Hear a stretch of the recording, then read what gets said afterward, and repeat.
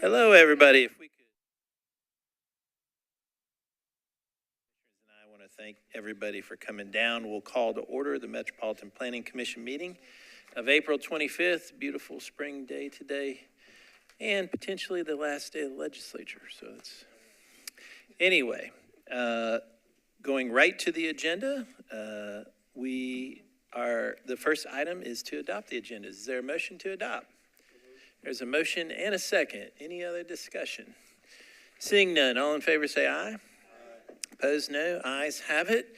And so I know this is out of order, commissioners, but we have an exciting day today because we have a new commissioner. And so I want to welcome Asia Allen. If Asia, you raise your hand, let's give her a round of applause. Welcome. We appreciate her for being a volunteer, as we are all volunteers on this board and this commission, and we really appreciate your service to the city, and thank you for agreeing to do that. Just a little bit about Commissioner Allen, though, as we always try to introduce our commissioners to the public. She is a native Nashvilleian. She's also an architect. She served on the Civic Design Center Board. And she also serves on the board of NOMA, N-O-M-A, which is the National Organization of Minority Architects. And so the one thing about this particular commission is that everyone up here has some type of professional or addition to this particular board. And we are very pleased to have Commissioner Allen with us. So thank you for agreeing to be part of it. I know that's out of order, Commissioner. Sorry about that, but welcome. All right. So that leads us to item C, which is the approval of the April 11th, 2024 minutes. Is there a motion to adopt the minutes? There's a motion and a second. Second, any other discussion? Seeing none, all in favor, say aye. Those opposed, no. Ayes have it, and the minutes are adopted. And both the agenda and the minutes were sent out prior to the meeting. Next is item D, which is the recognition of the council members, and I did see Council Lady Evan Segal. There you are. Hi, Council Lady. You want to come up and you're good? Thank you for coming. We appreciate you coming by. Councilmember Horton, how are you? Good to see you, sir. Welcome. And so, yep, you got to turn the microphone on.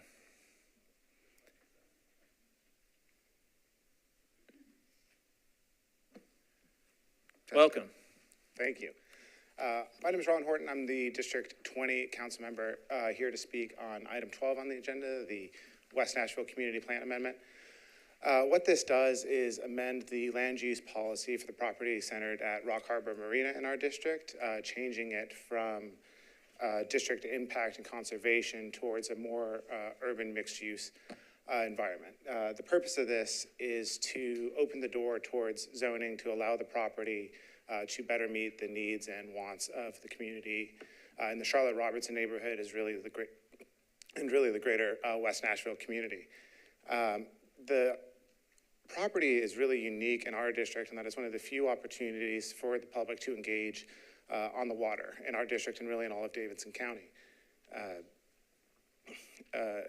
And so changing this land use policy allows us to get this property to better suit the needs of the community, whether that's dining opportunities right on the river, whether that's better opportunities for boating and things like that on the river, as well as more residential opportunities with a great view of the harbor and the Cumberland River, as well as provide sufficient population density at the location to better support those commercial opportunities as well as other ones in the entire neighborhood so that people don't have to get in their cars and drive across the city for dining or retail or something like that, but have those opportunities right there in the neighborhood.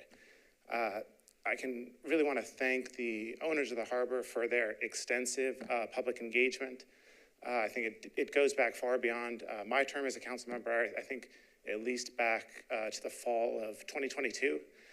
And so this really reflects extensive community impact and outreach. And so I urge you to vote in favor of this item. Thank you. Thank you, Councilman. I appreciate it. And I'll have to recuse myself on that particular item number 12. All right.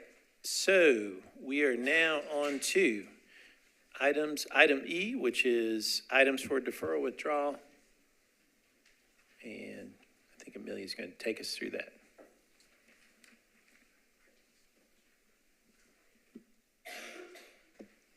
Hi, starting on item E, items for deferral or withdrawal on our agenda tonight. Starting on page 3 of your agenda, item number 2, 2023 CP 003-005, Bordeaux, Whites Creek, Haynes Trinity Community Plan Amendment. Staff recommendation is deferred to the May 9th Planning Commission meeting. On page 4 of your agenda, item number 3, 2023 S197001, Vaughn Subdivision. Staff recommendation is to defer indefinitely. Item number 5, 2024 S016001, re-subdivision of Gwill Heights. Staff recommendation is deferred to the May 23rd meeting.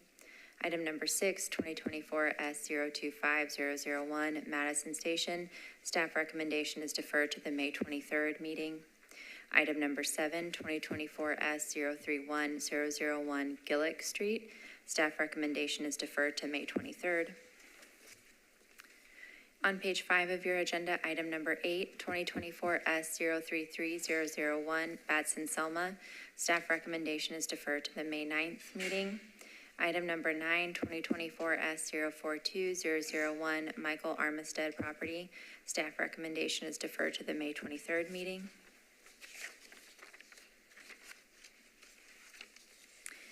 On page 6 of your agenda, item number 15A, 2016 SP 040003, Bethwood Commons, and the associated case item 15B, 2024 Z042 PR 001. Staff recommendation is defer both items to the May 9th Planning Commission meeting. And on page 7 of your agenda, item number 21, 2024 SP 003001, staff recommendation is deferred to the May 9th meeting. Thank you, Amelia. And so commissioners and Amelia, just make sure I get these right. So these are the following items to defer or for deferral or withdrawal. Items number 2, 3, 5, 6, 7, 8, 9, 15A, 15B, and 21. Is that correct? That's correct. Okay, commissioners, you've heard the items for deferral withdrawal. Is there a motion? Motion and a second. Any other discussion? Seeing none, all in favor say aye. Opposed, no. Ayes have it, and those items are deferred or withdrawn. And so now that brings us to item F, which is the consent agenda. And Amelia will take us through that as well. Yeah. So items on our consent agenda tonight. So first, I will read through all the items on the tentative consent agenda and ask if anyone is here in opposition. If so, please raise your hand, and if there is someone in opposition to the items, those items will be presented tonight. If no one is in opposition to the item, it will be on the consent agenda. As noticed to our public, items on the consent agenda will be voted on at a single time. No individual public hearing will be held, nor will the commission debate these items unless a member of the audience or the commission requests that the item be removed from the consent agenda. Starting on page 3 of your agenda, item number 1, CIB fiscal year 2024-2025. This is the capital improvements budget. Is anyone here in opposition to this item? This item will be on the consent agenda.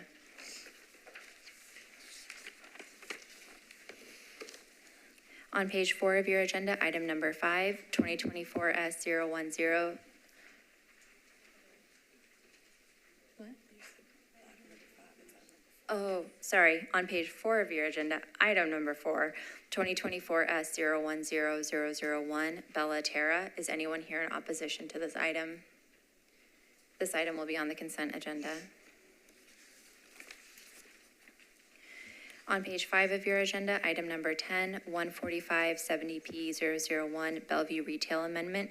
Is anyone here in opposition to this item? This item will be on the consent agenda. Item number 11, 2024 Z040PR001. Is anyone here in opposition to this item? This item will be on the consent agenda. Item number 12, 2023 CP 007003, West Nashville Community Plan Amendment. Is anyone here in opposition to this item? This item will be on the agenda to be heard.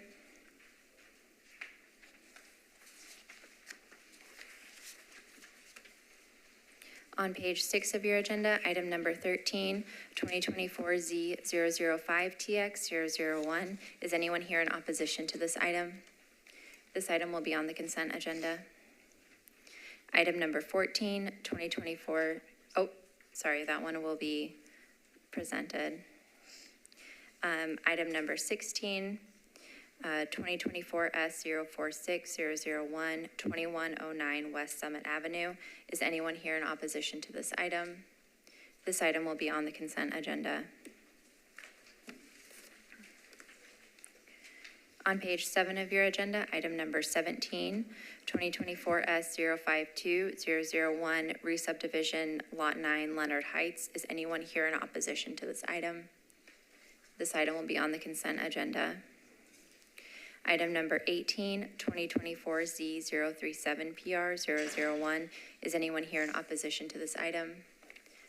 This item will be on the consent agenda. Item number 19, 2024 Z044PR001. Is anyone here in opposition to this item? This item will be on the consent agenda.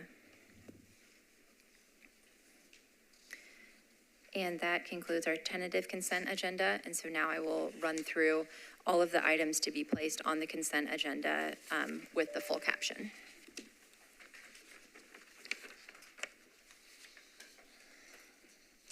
As information for our audience, if you are not satisfied with the decision made by the Planning Commission today, you may appeal the decision by petitioning for a writ of cert with the Davidson County Chancery or Circuit Court. Your appeal must be filed within 60 days of the date of the entry of the Planning Commission's decision. To ensure that your appeal is filed in a timely manner and that all procedural requirements have been met, please be advised that you should contact independent legal counsel.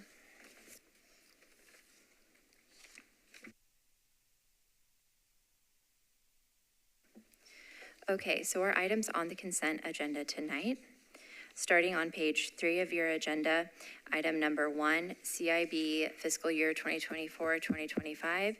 This is the capital improvements budget for consideration by the mayor. Staff recommendation is to approve, including with the amendments in the memo that was drafted and should be placed in front of you today. On page 4 of your agenda, item number 4, 2024 S010001, Bella Terra. This is a request for a concept plan approval to create 53 lots along property along Burl Hill Road. Staff recommendation is to approve with conditions. On page 5 of your agenda, item number 10, 14570P001, Bellevue Retail Amendment. This is a request to amend a portion of a PUD district to permit an increase in the allowable square footage for property at 7075 Old Harding Pike. Staff recommendation is to approve with conditions and disapprove without all conditions. Item number 11, 2024-040-PR001. This is a request to rezone from R6 to RM20A for property at 758 Linwood Avenue. Staff recommendation is to approve. Item number 12, 2023 CP007003, West Nashville Community Plan Amendment. This is a request to change the policy from district industrial to urban mixed use for a portion of the property located. Oh no, I'm sorry. This one is on our agenda to be heard. I just spoiled the caption for everyone, but that's okay. Little teaser for what's to come later. That. Thank you. Item 12 is not on the consent agenda. Item 6, or on page 6, item number 13, 2024 Z005TX001. This is a request to amend Title 17 for definitions to multifamily and several other definitions, and add bar nightclub as a permitted use in certain districts, as well as daycare in certain districts. Staff recommendation is to approve.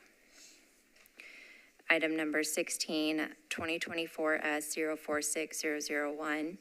2109 West Summit Avenue. This is a request for a final plat to remove the reserve status on properties along West Summit. Staff recommendation is to approve with conditions.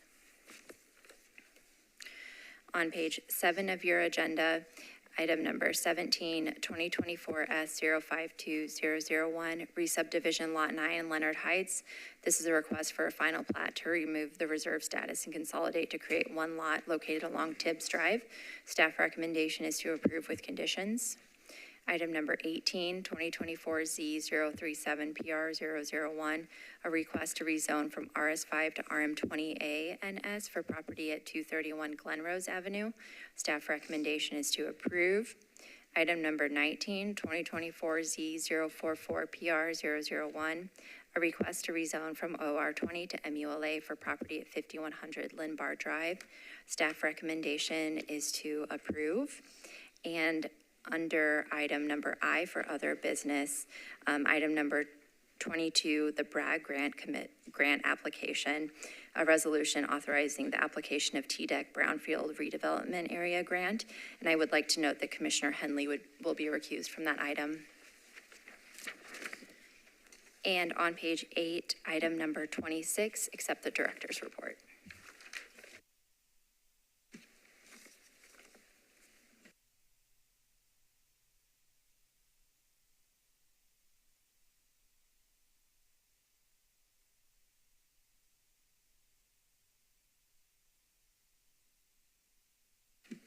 Thank you, Amelia. And so, Commissioners, these are the following items that will be on the consent agenda to be passed all at one time, and they are items number 1, 4, 10, 11, 13, 16, 17, 18, 19, 22, and 26. Is that correct? That's correct. Wow, we actually did that. That's good, Amelia. We got through that.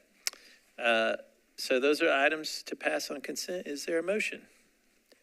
There's a motion and a second. Any other discussion? Seeing none, all in favor say aye. Aye. Opposed, no. Ayes have it. And before we move on to the next item, I do just want to say that on item 1 that was passed on the consent agenda, which is what we commonly call the CIB, the capital improvements budget, I do want to recognize the staff team and Greg Claxton for all their work. Thanks, Greg. Greg's right back in the corner. You guys do a lot of work on that document, and the council members and all the departments. That document has evolved a lot over the years, and I think the vice chair and I can tell you it's gotten to a pretty good place. And so we appreciate all the work, and it is noticed. And I believe that we feel very good about that document. So thank you, Greg and team. All right, so that leads us to items. We're going to do item G, but just for everybody in the audience, the only items that we're going to hear in public hearing are items, well, G, the East Bank expansion, items 12, 14, and 20. So if you're not items 12, 14, or 20, we've already disposed of those particular items. So thank you very much. And then we'll let everybody, well, there's not that many people. Okay. So now that leads us to the item G on our calendar, which is a very exciting item. It's about East Bank. The commission has been working on East Bank for a long time, and the director and I and the commission, and it's taken a long time to get to this point, and I know that we're excited for this, and I do want to mention that Mr. Bob Mendez, former council member, but he's the chief development officer in the mayor's office. If he'd stand or wave, we could we could for sure see that guy when he stands up. Thanks, Bob, for being here. We appreciate you coming down, and we appreciate all your work on this. I know that the director has been keeping us up to date on all the work that y'all have been putting into this, so thank you very much. And I think that our very own Anna Kreider is going to take us through the presentation. And commissioners, let me recognize the director so she can just give you kind of why we're listening to this, why we're talking about this, and kind of the time frame. So I just thank you for acknowledging Mr. Mendez and Anna Greider, the team has done an enormous amount of work, but it's also been through the leadership of this commission.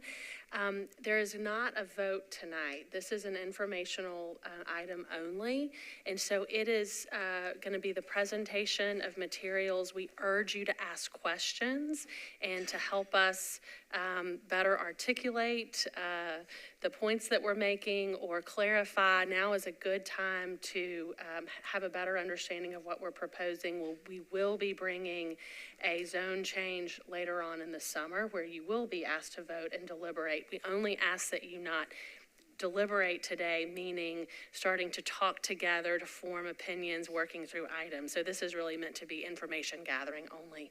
But with that, Chair, if you're all right, Anna Greider, take it away. All right. Well, thank you, Director Kempf and Bob Mendez for being here, and the chair for recognizing me and the opportunity to present this afternoon. I'm Anna Greider. I'm with the Planning Department, and as Lucy mentioned, this is an informational presentation to give you some background on an upcoming rezoning request for the East Bank. So the last time I was in front of this body was actually presenting for your adoption of Imagine East Bank back in October of 2022. So it's great to be back here to talk about one of the critical implementation pieces of that vision plan. And just for the benefit of new commissioners, Imagine East Bank was a 21-month public engagement process that created a vision for the East Bank of Nashville that we knew was going to be undergoing transformational redevelopment. The planning department, alongside expert consultants, crafted the plan with the four main components being equity and affordability, mobility, resiliency, and the building of neighborhoods. And this is an illustration of that vision. You'll see on here 550 acres of the entire East Bank from River North and the Oracle campus down to where the interstate crosses over the river. Wanted to draw your attention to the central waterfront. That's the area of the plan that we'll be focusing on for this downtown code expansion. It is primarily 130 acres of Metro-owned property. And on this slide, you'll see a zoom in of that along with two of the critical implementation items from the plan. The first being setting forth a clear process for redevelopment of Metro-owned property. And the second being the creation and adoption of design-based zoning, which is what I'm here to present on tonight. The process for the redevelopment of Metro-owned property began in January of 2023 with the release of a RFQ, which subsequently ended with the Fallon Company's selection and the negotiation of a master development agreement, of which Mr. Mendez can answer any of your questions on the contents of that as the lead negotiator of that deal. And then the second being the creation of the design-based zoning tool. So that RFQ that I mentioned that was from January 2023 showed the first 30 acres of Metro-owned property that is available for redevelopment. So of the 130 acres, the 30 is the area in red and green. And that is the area that we're directly proposing to be rezoned to downtown code.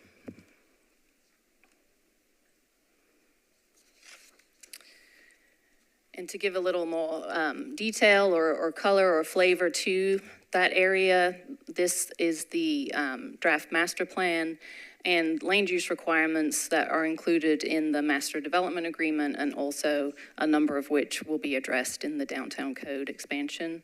The priority through all of this, from Imagine East Bank and into the Fallon development and the rezoning, is the building of neighborhoods for Nashvillians.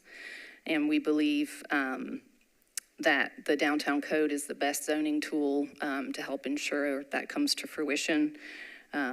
We want to see the maximization of community benefits for diverse and attainable housing, municipal infrastructure needs and sustainability, And so there is a little bit more color and detail on what's within the master development agreement and proposed for the master plan. So as part of that deal and as part of our due diligence in the development of the downtown code expansion, the deal requires that the Fallon Company prepare a public space framework plan that is to be approved by planning prior to the rezoning to downtown code. This work is underway, and this slide is a summary of that work that Fallon is undertaking with one of their subconsultants, Field Operations. I would consider this type of work something that planning and the commission might see in a large and complex specific plan that helps us to understand the scale and proportion and design intent of the public spaces and their interaction with the building. Gives us a more intentional understanding of the of how welcoming and appropriate the public spaces are and how they mix with the proposed buildings. Planning is reviewing this work as it goes along, and once we're satisfied with that work, we will bring the downtown code expansion to this body. So just a little bit of detail on the downtown code. It's a form-based code that was adopted in 2010. Form-based meaning that rather than traditional zoning, which prioritizes uses and the separation of uses, the downtown code addresses the relationship between the building facade and the public space. So it focuses on the form and mass of buildings in relation to one another and the scale and types of streets and blocks. There are currently 15 sub-districts within the downtown code, and East Bank would be the 16th. We have expanded it in the past. In 2015, it was expanded to incorporate the north side of Jefferson Street. And every project within the downtown code goes through a design review committee, which results in elevated building design and architecture. So expanding the DTC allows us to create regulations specific to the East Bank subdistrict. So that would include specifics on height, bulk, massing, materials, access, loading, and parking.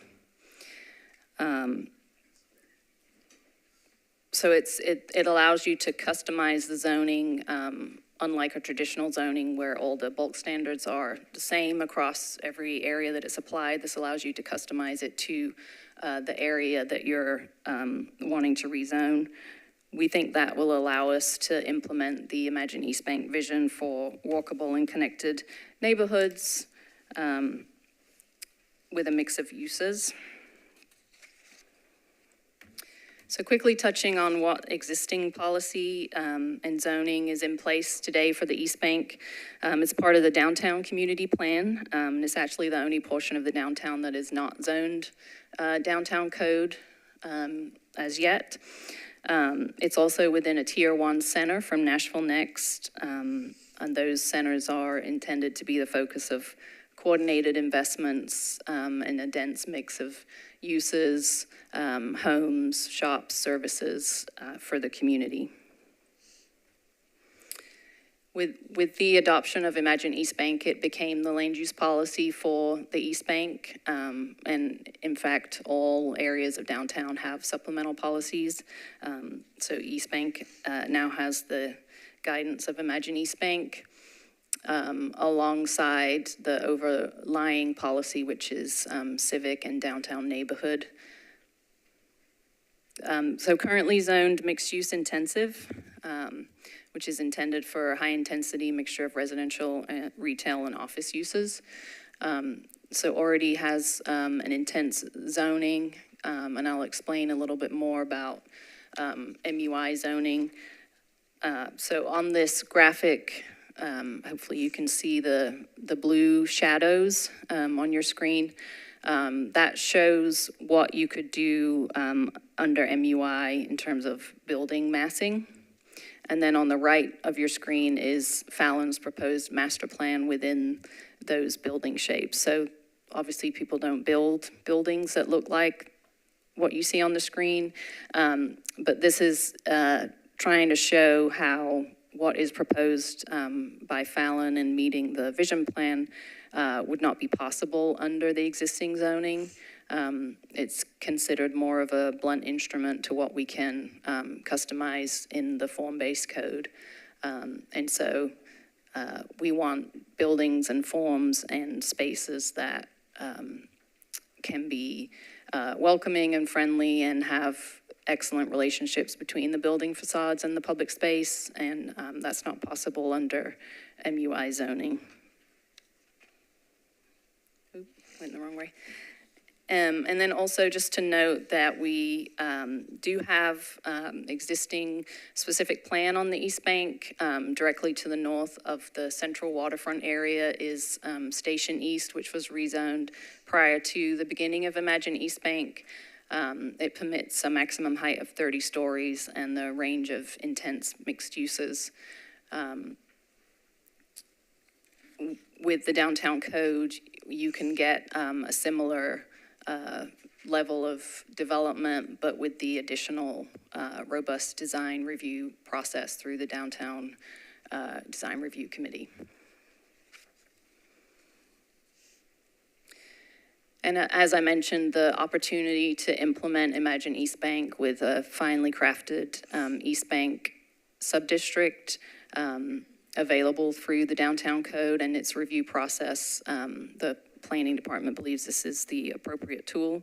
And so I want to shift into talking about the regulations specific to the East Bank and those that are being maintained as currently in the downtown code. So much of the downtown code is appropriate for the East Bank and is not being changed. And a summary of some of those items are on your screen. Downtown code already requires active ground floor uses, ground floor proportion standards, high quality building materials, allows for a mix of uses, does not require parking. All of those and others will be similarly applied to the East Bank. And then there are regulations that we have crafted specifically for the East Bank to address important components of buildings like maximum height, open spaces, access, loading, towers, podiums, street trees, and an urban street grid. So I'm going to go through a series of slides that are not super exciting, but they are what you'll see in the downtown code. One of the important factors, maximum height. So this is a graphic showing the maximum height of 40 stories around the stadium to be decreased, particularly as you head towards the river, and then a maximum of 7 stories along the riverfront.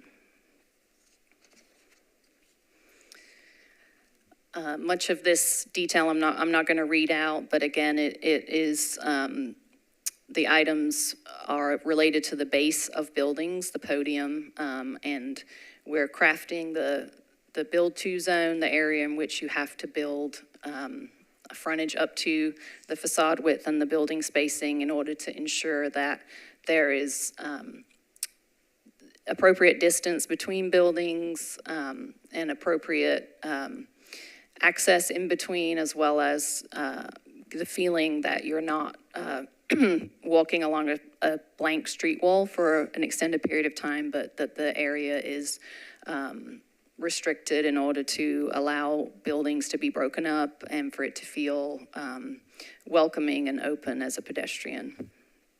There's also materiality standards, particularly along Waterside Drive, given the visibility of those buildings along the riverfront.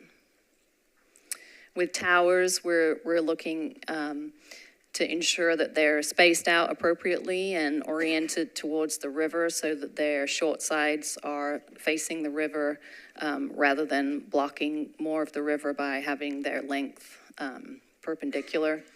We're also limiting the maximum floor plate, again, to avoid large, bulky buildings being built here. Parking and access is, unlike the downtown code where it's currently applied that has an established urban street grid, we do not have that on the East Bank. And so we have what is planned in Imagine East Bank, and then the downtown code empowers NDOT to require alleys and to build out a rational and appropriate access network. Again, with above-ground parking is prohibited in many portions of the sub-district, and where it would be allowed is required to be lined. Open space is, again, a critical part of Imagine East Bank, so we have crafted language as it relates to plazas and the breaking up of parcels with connected spaces, as well as requiring a tighter tree spacing than is currently required in the downtown code to ensure we establish that urban street canopy. And then finally, the downtown code allows you not only to customize to the form and massing of buildings, but to uses. And so there's a customized use list for the downtown code for the East Bank, which provides limitations on bars, prohibits short-term rentals, and limits auto-oriented uses. As I mentioned, the downtown code, all projects that are received go through a design review committee for review and approval and any potential modifications. As part of that, the design studio here at Planning is proposing the adoption of downtown code design guidelines, which would be another level of design direction and review that will likely be in place once the downtown code is applied to the East Bank, and these guidelines would also be used by that body to help in their review.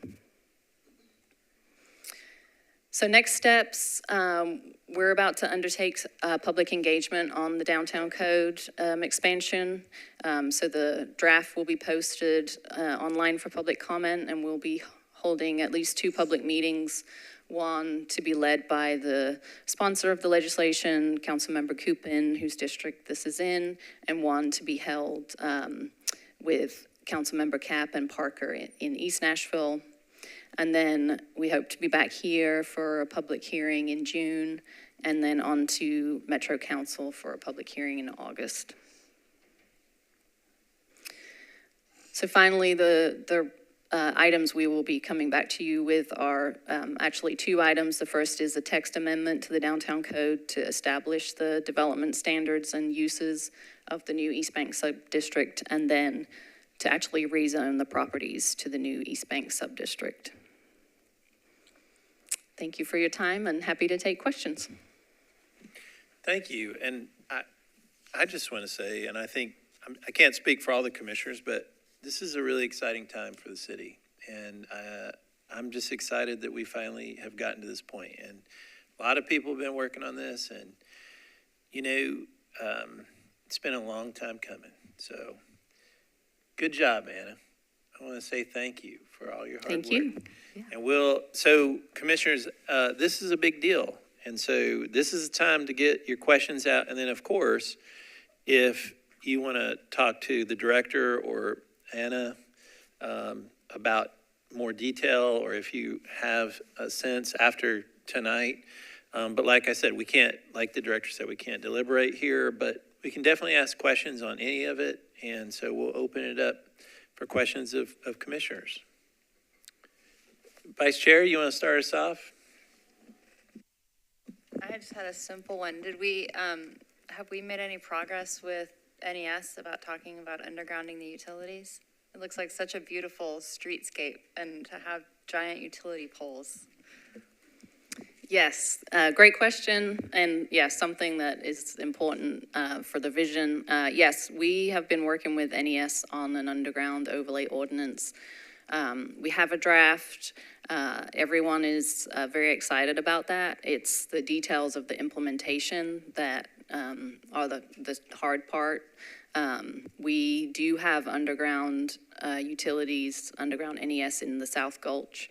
It happened over many, many years and was kind of a mess from NES's perspective, because you had overground lines going to underground and back up again. And so working out the details of the implementation and the cost are still things that mean the ordinance is not quite ready for review yet, but all parties are excited and want to make it happen. So yes, still a work in progress, but. That's great, because it looks beautiful, so it would, nice to keep it. And I guess another question maybe for you, Director, how is the affordable housing gonna work? The 700 units of affordable housing, or 695? I'd actually, if you would pull up that screen, I would love to welcome Bob Mendez up just to talk a little bit, because, in the vision document, we set forth a pretty aggressive standard to accomplish a mix of uses, but certainly executing that in a deal document is infinitely more challenging. And I just invite Mr. Mendez to share how he worked that through with Fallon, and also I would say strengthened what the planning department had done, in my opinion. So kudos there. Thanks. Good afternoon, everybody.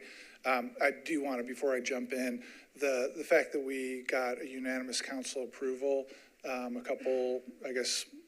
last week for this is really built on the work of the commission and the planning department. And because we were able to say throughout when people questioned us about what was going to be on the East Bank, we were able to say we're delivering Imagine East Bank. And that was a great process. Everybody's on board. We're delivering that.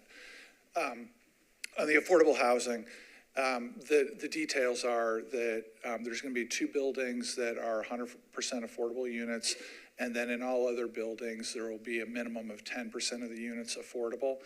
And we heard some comments about concentrating all the affordable units for the 2 all affordable buildings. And that was a typical trade-off of, in order to get the federal LIHTC credits, low-income housing tax credits, those really only apply to all affordable buildings. So we've sought to have a mix of 2 buildings that are all affordable, parcels A and G on the screen right now. And then all other residential buildings will have some. So every building that has residential will have some mixed income component to it. The exact level of affordability, you're all familiar with area median income. Right now, for a family of 4, that's right about $100,000 a year. So for the all affordable buildings, 2/3 of the units will be at 60% AMI and below, with 1/4 of those being set aside for tenants with vouchers. So those will be deeply affordable. And then the other 1/3 will be for between 60 and 80% AMI. So in those buildings, there will be a full range of affordability from deeply affordable to 80% affordable. And then for the other buildings, the at least 10% will be at 80% AMI or lower. And so we feel like of the 695 affordable units out of the first 1,550, that's a full 45% of 30 acres worth of housing being at some level of affordability, 80% AMI and below. And then the real kicker is that we got the affordability period to be 99 years, which is multiples of what Metro has ever accomplished before. So we're thrilled that we ended up at the 99-year affordability with a full range of AMI levels 80% and below, and making sure that every building will have a genuine mixed income to it. So we're trying to honor what it says at Imagine East Bank about delivering a real modern, dense, urban, mixed income, mixed use neighborhood. That sounds great. So is THDA on board? Well, as you all know, until you apply, there's no application until you apply. We have as much reassurance as they're willing to give without applications that these projects will be well thought of. So we feel, confident about that. Sounds great. Sure. Thank you. Great question, Vice Chair. Other questions? Yeah, Councilor again. Thank you, Chair. I too just want to congratulate and thank former Councilman Bob Mendez, now Director Mendez, for the hard work he and the Fallon Group and the Planning Department did in putting together this East Bank development project, and also the community engagement. There was over a year of community engagement and putting together the East Bank plan, and now it continues even with going back to the community and presenting the plan and getting further input, and I really appreciate that. So I just want to bring that up and applaud that as well. Thank you. Any other questions? Commissioner Henley, you don't have any questions? Oh. Commissioner Dunn. Thanks. I echo the comments about how amazing this looks and how much work obviously went into it. So thank you all. One of the goals that you mentioned in the presentation is a future-focused ecology design or ecological design. And I was wondering if you can talk a little bit about that, and particularly because this is on the river and we're talking about 99 years, are we looking at future flood risk in the area and also design to avoid increases in flood risk? Yeah, I'm glad you asked that. That's Chapter 5 of the Vision Plan is all about respect for the river, resiliency, sustainability. So while we were doing the Vision Plan, there was a lot of things that were aspirational, but there was a lot that had much more detailed technical analysis, in particular the street network, but also a strategy for stormwater management and floodplain management. And so the recommendations, or I'm going to summarize two big recommendations that would be new for Metro, and that we're working with Metro Water Services on. The first is a district-wide stormwater management strategy. So instead of today, you have to parcel by parcel manage your stormwater. We are proposing that as a district, it's managed, and that would allow what you see on the screen is the Central Park, the green area in the middle of the screen would be a big part of that district-wide stormwater treatment, allowing the natural topography of the land that will funnel the water into that park, allow it to be slowed down and restored before going into our river. And then the second being a look at areas where we might lay back the riverbank. It's a very narrow river channel through our downtown, and when you get intense rain events, it has nowhere to go and spills out of its banks. And so in restoring a little bit more of the natural river bends and banks, it gives the river room to breathe a little more. And so the portions along the river, which as you see is a very green riverfront, will also be floodable landscapes. And so in times of intense storms, those areas are able to flood and carry some of that weight without impacting businesses or homes or people. And I think Mr. Mendez wants to add something to that discussion. Yeah, just to add on to that, that's all right. We've also got, we're spending a lot of time with the Corps of Engineers who manages the river. They've got extremely detailed modeling about the way the river works when it floods, including the 2010 flood. And in addition to all the work that's been done by planning over the years, the mayor has given us a strong direction that we need to honor that the totality of the East Bank, the 550 acres, needs to have the same water storage capacity that it has previously had. And so if some place is higher, we need to deal with the riverbank or the open space. But one way or the other, we're committed to be able to build this in a way where we're not degrading the performance of the East Bank as total, and we're not pushing high water either to the downtown side or further toward Councilmember Gamble's district. We don't want to do that. So there's a lot. I've been blown away by a lot of the hard work that's gone into it, but when I've seen the detailed Corps engineering modeling of the river, it's really kind of impressive. Thanks. Thank you, Mr. Mendez. Any other questions? I do have one quick question. I think I know the answer to this, but why did we choose to use the downtown code instead of its own individual area of zoning? Well, That was also an area of debate within the planning department when we have spreadsheets of all the various tools that we could have used and the pros and cons. And it ended up being appropriate to expand the DTC to the East Bank for a number of reasons. And I might ask if Joni wants to jump in as well after I've attempted to answer. She's the regulator of the downtown code and much more experienced at this, but much of, as I mentioned in the presentation, much of the downtown code is applicable to the East Bank. We also really appreciate the additional level of design review that the Downtown Design Review Committee gives to the design of these buildings, which we expect to be extremely high quality. I'll let Joni speak to kind of why not UDO or specific plan or other tools. Welcome, Joni.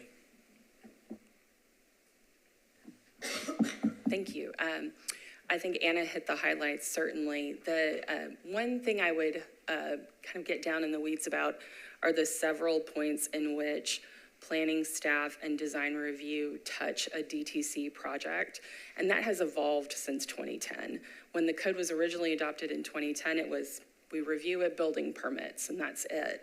And just given the complexity of projects in downtown, and we would say certainly the complexity of projects in East Bank, there will be a touch point at concept plan, there'll be a touch point by the DRC at that point, there'll be a touch point at final site plan, and then again at building permits. So there's various levels of review as a project moves through its design development, an opportunity for staff to review compliance not only with the code, but with the design guidelines, with the public space framework, and then further with the vision plan. So it allows those three key touch points in the evolution of the design of each block and also each tower or component within each city block. I think that's an important piece. And then, you know, downtown code has several pieces embedded in it that work great for the west side of the river, and we've been able to customize some of the things that Anna has highlighted about Imagine East Bank, such as the tower separation, where we don't have a total blank slate on the East Bank, but it's a very different concept or context than the west side. And so making sure we have created that visibility and porosity that's going to be different than the west side. The DTC allows that customization and then allows those touch points through design review to make sure that's accomplished. I figured there was a long internal departmental debate about it. So thank you very much. That makes complete sense. Thank you. Yes, Director. I just wanted to, sensing the conclusion of the info presentation, I wanted to, one, thank the Planning Commission, two, acknowledge the scope and the type of planning work that's happened here. We are really coming a long way as a department in delivering planning at every scale. Later on in this meeting, you'll hear from Lisa Milligan's section reviewing very detailed plans on specific sites. We go all the way up to a plan like this. So that's through this commission's leadership and advocacy. The mayor's office came in here and really took the plan and took it to the next level. And it's through that leadership and implementation strategy that I think has brought us to this day. So I just want to acknowledge the hard work of Bob Mendez and Mayor O'Connell and the leadership to fight for the affordable housing and fight for some of the right things that came through in the plan. That shouldn't just be taken for granted. Those were decisions made and intentional ones. So thank you, Chairman, and thank you, Anna, for your incredible hard work and dedication to this project. So we're grateful to you. I remember going on a tour over there and having the meeting over in East Nashville, and Brent was involved, Councilman. And so these are exciting times. So Mr. Mendez, thank you very much. And we look forward to working on it over the summer. And I want to make sure, any other questions? And then seriously, if you do have detailed ideas or questions, the director and Anna would love to hear from you. And you can email them anytime and we can get an answer and get that going. So thank you for that. And Vice Chair? Will you just let us know when the public or the community meetings are in May? I think I saw one for... Yes, they're probably going to be more towards the end of May. Okay. So, but yes, we'll make sure the commission knows, just coordinating with council members. Yeah, Director, if you confirming. could have Kelly just make sure we get all of the information on when the meetings are, and some of the commissioners like to attend those. Thank you. All right, so thank you, Mr. Mendez, appreciate it. That leads us to items H, which are the items to be considered, and tonight we are considering items 12, 14, and 20.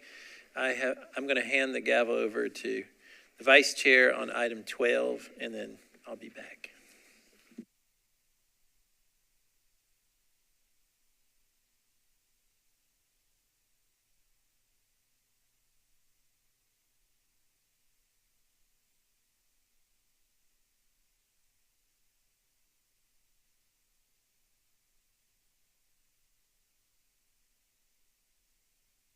Here. All right, we are ready to get started with item 12 when you are.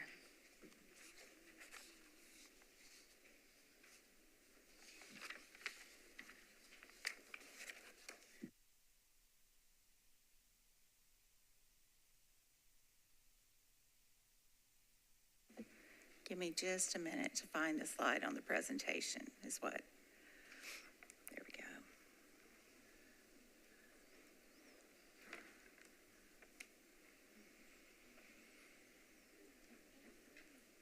All right.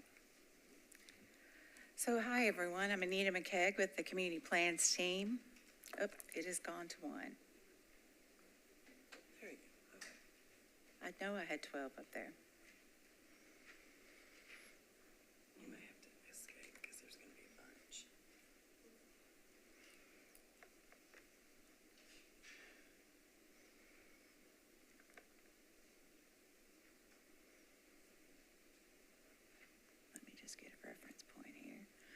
Try it again. I think I hit from beginning. I think this is my fault. Okay, let's do slideshow. Yeah. Yep. So my fault there. We needed a moment of zen, right? I mean, it wasn't a zen moment for me, but okay.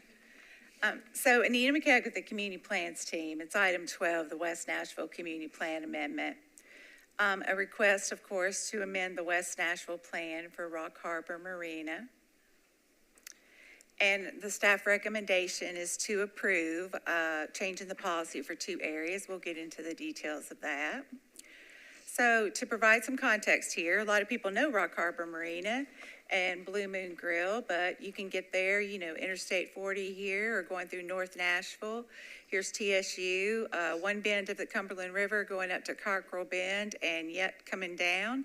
And the marina, of course, is right there with Bells Bend across from it. Robertson Avenue, get you there, surrounded by I-40 and Briley Parkway. And this is the Charlotte Park Robertson neighborhood. And so when you look at land use policy, it's at the intersection of district impact, which is a little bit hard to see, but it's gray and it follows right along here. And then it's heading north to Cockrell Bend where it's changing to industrial.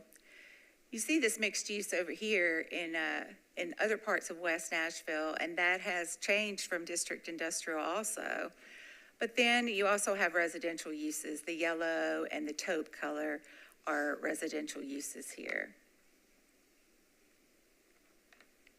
So zooming in, you can see a little bit closer detail. There's a lot of conservation with the water and with floodplain here.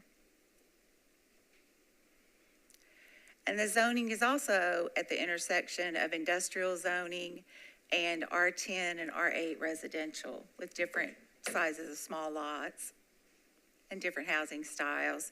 So the context of Rock Harbor, of course, it's a unique use on the river, having a marina along the Cumberland River.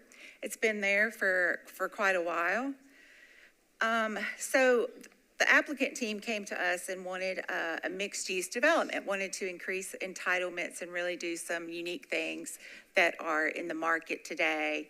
And so we worked with them and the community on how possibly we could study the area and change the policy to meet their needs and provide adequate transition to the community.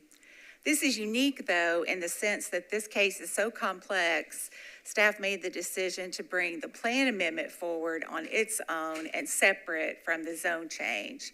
So if you all approve the plan amendment, you'll hear the zone change in a few weeks. So that's just due to the level of complexity. So when you look at the context of the marina here, you've got Robertson Avenue coming in, and Robertson Avenue is going to just dead end at the river as you get further down. But the residential uses along Robertson Avenue, of course, want to get to the marina. And you've got a lot of impact and industrial uses. You've got a paving company, you've got the quarry, you've got Pine Bluff Materials and 2 concrete manufacturers, and Pine Bluff is also here with the sand and other materials.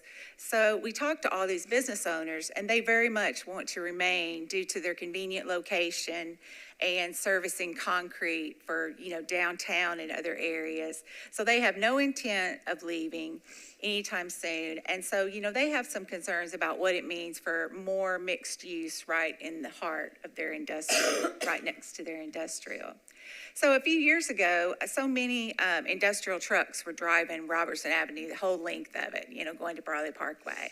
And so past council member and everything worked on a bridge, a road that goes in the yellow here, you can see a road that goes up and across the creek and goes up to Cockrell Bend to get some of that truck traffic off Robertson Avenue. We're going to see another slide with that.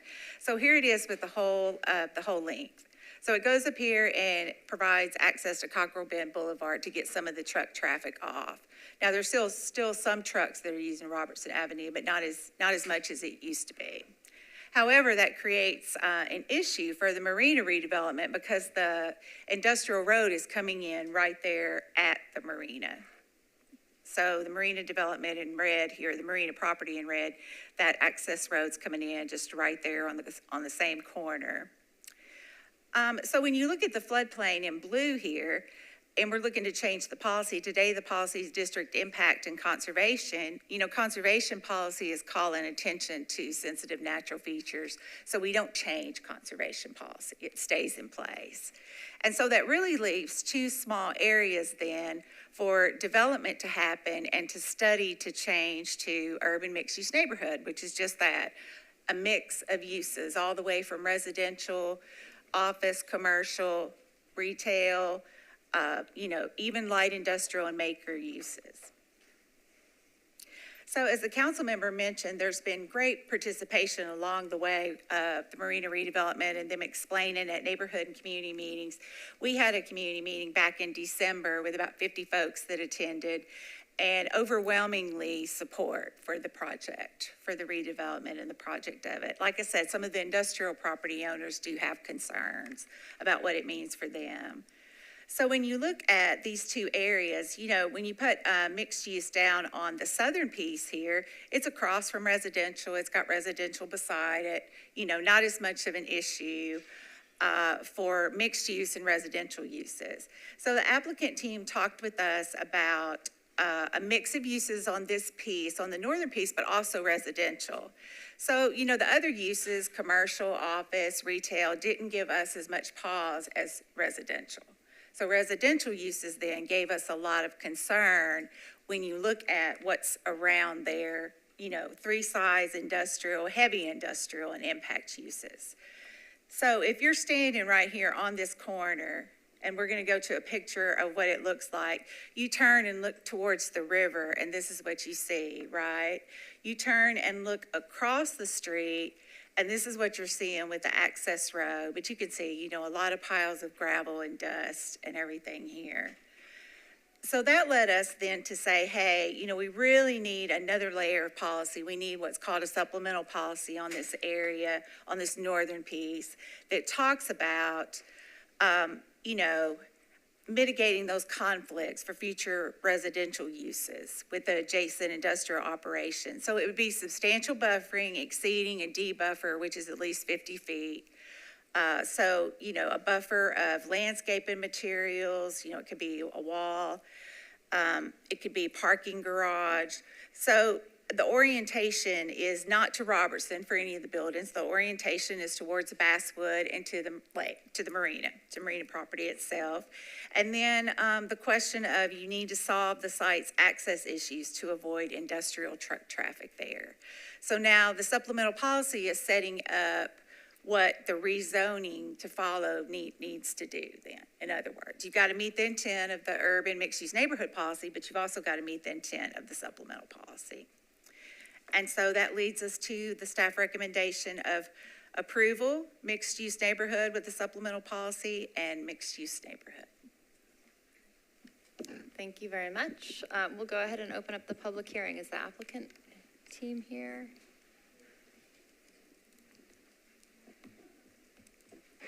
Welcome. You will have 10 minutes and can withhold 2 minutes for rebuttal.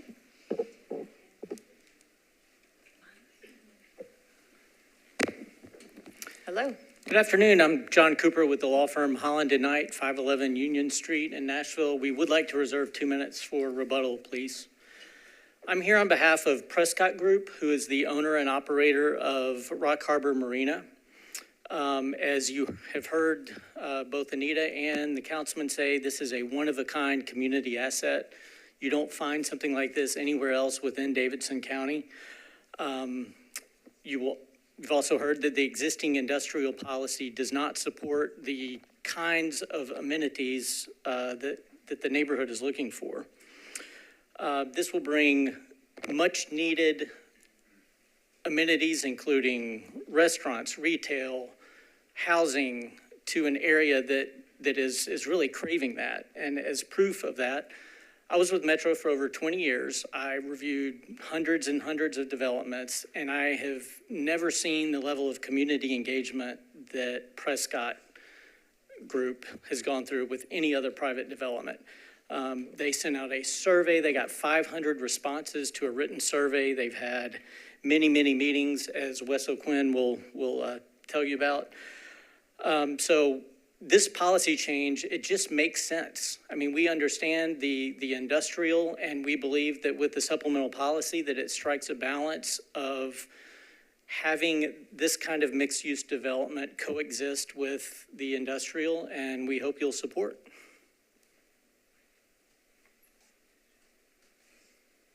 Hi, my name is Gina Emanuel with Centric Architecture, 1206 Buchanan Street. My office has been working on community-focused projects in this neighborhood for more than 10 years. And personally, myself and my family have been very involved in the neighborhood since 1991. So in that 10 years of working and going all the way back to 1991, Rock Harbor has been discussed all the time and in every conversation that I've had on any of these other projects and every design charrette as a really important node for the community and the residents there. You saw where it's located. And it is one of the only places, Anita has mentioned, it has been around for a long time. It has been providing public access to the Cumberland River for 60 years. I personally learned how to paddleboard there. So projects like the East Bank that we are fortunate enough to have, that we all looked at earlier, they cannot activate the river immediately until some further coordination happens with the railroad, which will take a little bit of time. We've had the same conversation with other owners along the river. This project is unique in that it does not have to deal with the Corps of Engineers in the same way. And so we have overwhelming community support and don't have those obstacles in our way. So we talk a lot in the meetings that I go to in Nashville about activating the river and housing, and this project is lucky enough to provide both. So we thank you for your time. Thank you. Thanks, Commissioners. Thank you, Anita, Planning Department. We've done a lot of work together, and it's been good working with you guys, so thank you for having us. We bought Rock Harbor in December of 2021, but both Judd and I have been back and forth to Nashville for years. He's been here a few more years than I have, but that's okay. So we understand the uniqueness of the property. It's a very special place. And we're fortunate to be able to usher this property into the next phase of Rock Harbor, and really lucky to have the local team that we have join us, which is, all of you know, Gina, John Cooper, Jay Fulmer with Fulmer Engineering, Kabir Sandhu at Matthews Construction, the Truxton Trust team, and then our local on-site team, Jennifer Webb's back there somewhere. she's got stories of the areas surrounding Rock Harbor as pig farms. So she's been there for a little while. So why are we here? We've got a very complicated mix of industrial and residential zoning on our property. It's clear to us that the areas on our site that aren't being used for marina uses, parking, and everyone knows the Blue Moon, that have been used for laydown yards and storage for 20, 30, 40 years just are not suitable, and there's no demand for industrial development on those pieces of property. That includes the areas that Anita's highlighted in her presentation. So we're not displacing any industrial jobs, and as Anita's pointed out, we've shown a willingness to work with our industrial neighbors to coexist, as you've seen in this proposed language that we've spent a lot of time with her on. We believe that these measures go further than most similar projects in Nashville and beyond. We looked at projects in Charlotte, North Carolina, Dallas, Chicago, and elsewhere, and we think we're doing more than most of those to coexist with our industrial neighbors. And to be clear, Anita's map did show that bridge crossing at the intersection of Basswood and Robertson. That actually is a little bit closer to the river, just for information. So that said, we firmly believe there's more value here as an asset to the neighborhood and the city. And like John mentioned, that's supported by hundreds, if not thousands, of Nashville residents. We issued a survey last fall asking for public input. We asked neighbors and other individuals how they've enjoyed Rock Harbor in the past, and just for suggestions on how to improve that in the future. We received over 500 overwhelmingly positive responses to that survey. We received over 100 support letters from neighbors and other individuals for this policy change, which we've emailed to the commissioners and you guys have in the public documents. And then lastly, over the 2 years that we've been going through this process, we've attended at least 100 meetings with neighborhood associations, development committees, fire department, NDOT, planning, and various neighbors and other individuals. Through those meetings, I built close personal relationships with many of these people. I consider a lot of the marina neighbors and longtime customers some of my friends at this point, and have been able to hear candidly what they do and don't want at the marina. So it would be kind of unwise for us to do anything that goes against that, which we've used that feedback to kind of craft our plan. So this plan includes really two major components. We want to expand our marina offerings. That's slips, our service department, and then other kind of marina services. Secondly, we want to create a community hub of activity, which has been talked about in all of these developments, that's more accessible to the general public. We want to give, the river basically to the city, much of which we can't achieve with our current zoning. So 3 of our major goals include creating a place for Charlotte Park in Greater Nashville that's contains a cohesive mix of uses on the water, where people can live, work, and find recreation both on and off the water. Some examples of that would be grabbing dinner at Blue Moon and then walking down the boardwalk to grab ice cream with your family. Or waking up on a Saturday morning at your apartment, watching boats go in and out of the harbor, going downstairs to pick up your kayak and taking that out for a few miles before lunch. Some of these things we can't currently do. The second major goal, providing easier public access to the Cumberland, boat rental options, fishing piers, et cetera, and then greater and safer walkability to, through, and around Rock Harbor. A few quick points, because I'm running out of time. Like Gina mentioned, we're not governed by the Corps of Engineers. It gives us a ton of flexibility. We're the closest full-service marina to downtown at just 7 miles away. Critical infrastructure for basically all of the emergency response units. And then we were awarded Clean Marina status by the U.S. Corps of Engineers, which shows our kind of dedication to environmental protection and going above and beyond in terms of cleanliness at the marina. So all this to say, we're fortunate to have an asset like Rock Harbor in Nashville. We want to be good stewards of this project, and we want more than anything to share this with Nashvillians as much as possible. So thank you for helping us achieve that. Thanks. Great, thank you. And we'll hold back 132 for rebuttal. Is there anybody here speaking in support of this item? Yes, if you would like to come forward, and you'll have 2 minutes. You can state your name and address. Yeah, if there's multiple people speaking, it would be great if you could line up, so we'll keep it going. And again, 2 minutes with name and address to start. Great, thank you all so much. This is the 4. This is for the, we'll do those speaking in support, and then we'll do those speaking in opposition. All right. Thank you, Commission. Good evening. Eric Deems. I live on Eastboro Drive in Charlotte Park, just down the street from Rock Harbor Marina. As many of you know, Rock Harbor is a neighborhood gem in West Nashville, and I'm thankful for the current ownership's commitment to making this neighborhood gem even better. Every time I've been before this commission, I have mentioned the importance of allowing more residential density throughout the city, especially along our neighborhood corridors and on thoroughfares. I appreciate the owner's desire to add additional residential units, which our city desperately needs to address our supply constraints throughout the MSA. As someone who's lived in Nashville for 17 plus years, I've lived in evolving neighborhoods such as the Gulch and Germantown, where industrial uses were, and still are, operating next to mixed use and residential projects. This is a part of being a vibrant, growing city. I also appreciate the owner's attention to detail for placemaking to enhance this neighborhood amenity with a concept plan that will shield the property from existing industrial uses nearby. This project will bookend our neighborhood and also activate the river even more. Win-win. I encourage the commission to follow staff's recommendation and approve this plan amendment for the future of our neighborhood. Thank you. Thank you. Welcome, good evening. Good morning. Good evening. My name is Sam Lincoln. I live at 6374 Ivy Street. I'm 6 minutes away there on my jog. I just wanted to say, being born here in Nashville, over there at Baptist Hospital and growing up in District 20, I've been extremely blessed just to see how the city has grown.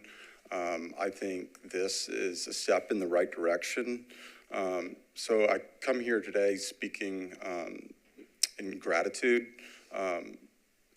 for y'all at the Planning Commission. I believe y'all did the right thing last fall in promoting the T4 mixed-use policy. I do believe that this Rock Harbor parcel could have been included in that, but I think you have an opportunity moving forward here today. And also want to thank Wes O'Quinn. He's been remarkable in his involvement with our community is a special to me personally. He's smart, he's well-spoken, but most importantly, he's empathetic. And, I try to make every community meeting that I can go to, but he is always there. I mean, he has been there for 2 years, and, there's no shortcut to building a relationship, and he's done his part, and I know he cares not just about the community, but the project as well. I will say, moving forward, I think, the precedent has already been set in nearby developments, so I'm sure with the SPA that you guys recommended that this will be a success moving forward. Thank you. Thank you. Hi.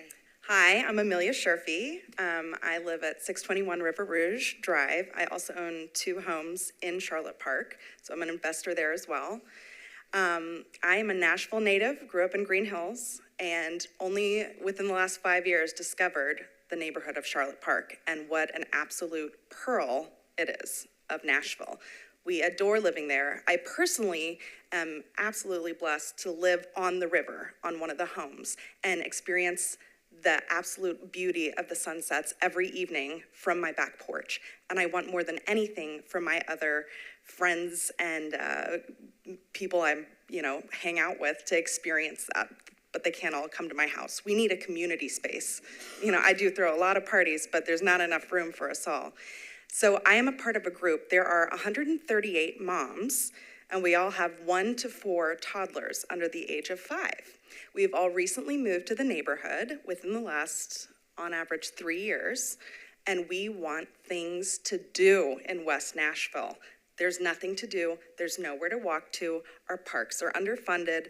The school is not updated. There's a lot of empty holes in our neighborhood that need to be filled. And here we have a developer who's willing to work with us to create this amazing vision and focal piece for our neighborhood. And we are ecstatic that he's taking into consideration that we want a place to roll our strollers down and have a safe area where the kids can play while we can drink coffee. Speaking of coffee, I also have 1 to 3 businesses that I'm looking to develop with them and be the business owner on that space. So I'm really hoping for more than one reason that the zoning gets approved and we can move forward and really establish our community here in Charlotte Park. So thank you. Thank you.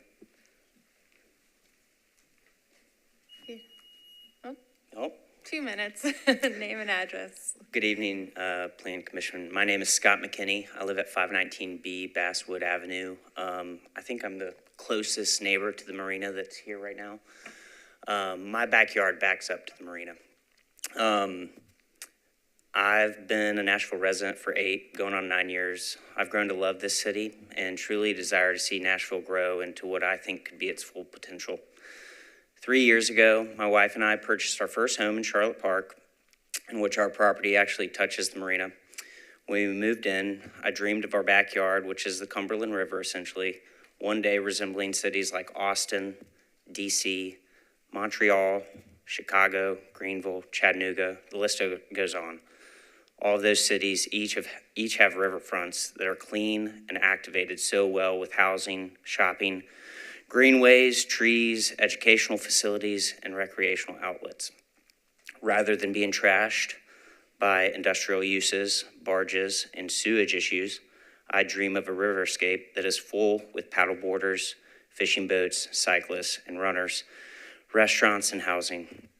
It's no secret that our riverfront has been massively overlooked and ignored. This evening, you all, as a planning commission, have the opportunity to continue to make steps towards revitalizing and restoring our city's greatest natural resource, the Cumberland River. Not only on the East Bank, which will primarily be utilized by tourists, but here in Charlotte Park for the residents of our great city. The developers of Rock Harbor Marina have been very transparent with me and others about their plans and have been actively seeking input on what to build. That may sound simple and obvious, but not every developer does that. I live right next to Rock Harbor Marina, and I think it's safe to say that any changes made to it will impact me and my nearest neighbors the most. And I support this policy change and the development outside of my neighborhood. Oh, is that it? That's it. All right. Thank you. Anyone else speaking? Yes, speaking in support. Hi, good evening. Hi, my name's Erin Milstead. I'm at 523 Basswood Avenue. Actually, have you beat? I live closer. So my fiance and I were actually directly next to the marina, and our property line is shared. The back property line is actually shared with the marina. So we are ecstatic that you guys have invested in our community, and we cannot wait. We wish this would happen so much sooner. A year ago would have been awesome, but we can't wait for walkability and just amenities and things to do out there rather than have to go downtown or anywhere else. Like, we want it right there. So thank you, Wes. You've been awesome, just engaging with the entire community, consistently asking. He's always asking for feedback, trying to find a common ground, a middle ground to keep everybody happy, and they've just extended so much. So we're super excited. Hope you guys are in support of this too, and thank you. Thank you.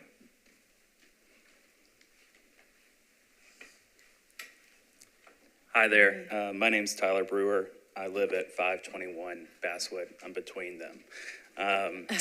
So as you can guess, my property borders Rock Harbor Marina, and what a gem it is. And when I drive down Robertson Avenue and take a left on Basswood, I just think about, wow, this place could be so much better. And I'm really excited to see it come to fruition. Wes and the Prescott Group have been nothing but amazing. They've been so communicative the entire way, and just so excited to see their plans actually happen.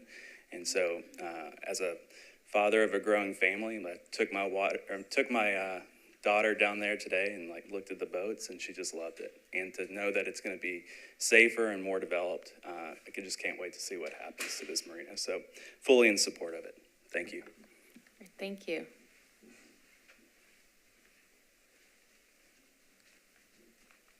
Hello, my name is Elaine Korn. I live at 607A James Avenue.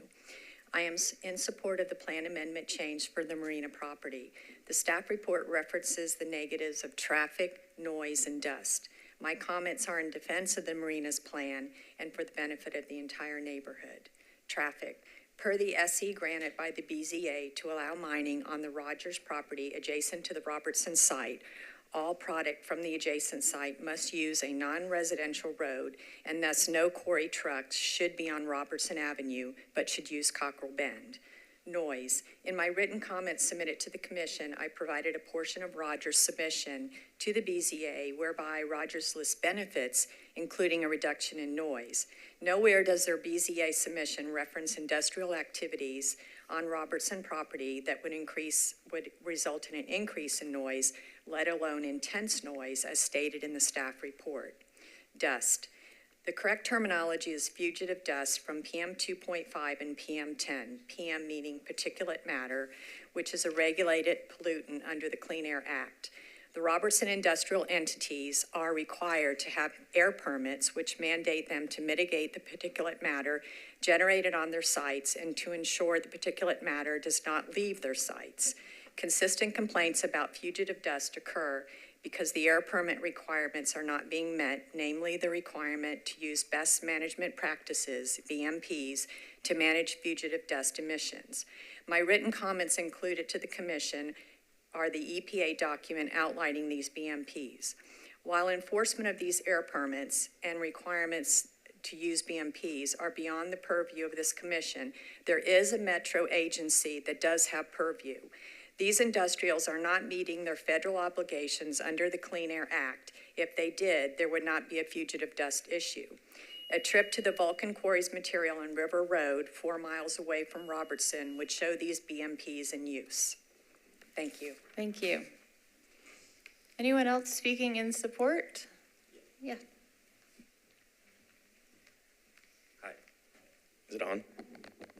Okay. Good evening. My name is Alex Olay. I'm going to be a little less technical than the previous person. So I'm one of the neighbors as well. I'm a little bit further than most. I'm actually the furthest one, but I'm still adjacent to the property. What I'll say is, one, the Prescott Group and Wes, they've been really open about everything. We've met with them several times. They've been really good listening to our feedback. I'm also growing my family there with my wife. I've got 3 young children.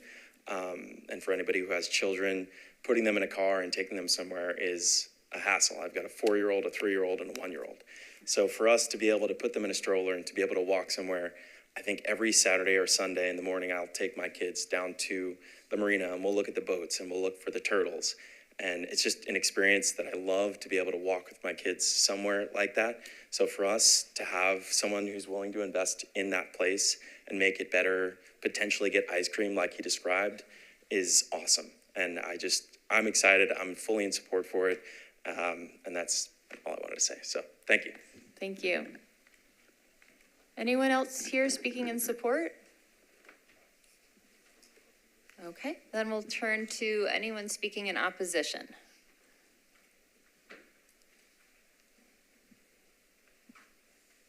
And thank you for coming to line up. Is it okay? Can I start? Yep, 2 minutes Okay. and start with your name and address. Cool. My name is Samantha Volpe. I live at 606 Basswood Avenue, right across from the marina. I've lived there since 2016. And it is, so I will echo what the application team said, that this is a really special part of Nashville. It's a special little corner. And I do think it should be shared by Greater Nashville with these amenities. My concern is that this is going to be, and it is what you, the commission brought up at the beginning of this, is the residential aspect that, isn't on paper yet. And I definitely have concerns as far as the traffic that's going to bring to, there've been previous meetings where the number of units has been discussed and the levels of floors, and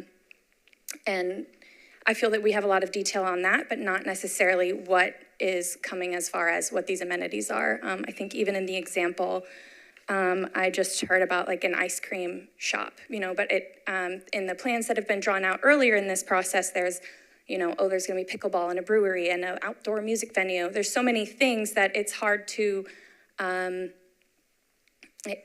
be for something when I don't know if this is like a 50-50 split or are these 200, 300 units, what that'll do to the traffic. And then also just while I have attention, right across the street from me, there are 4 or 5 beautiful tall trees. And while I have a microphone, I just want to say, please don't cut down the trees. And then, yeah, that's about it. Thank you for your time. I appreciate it.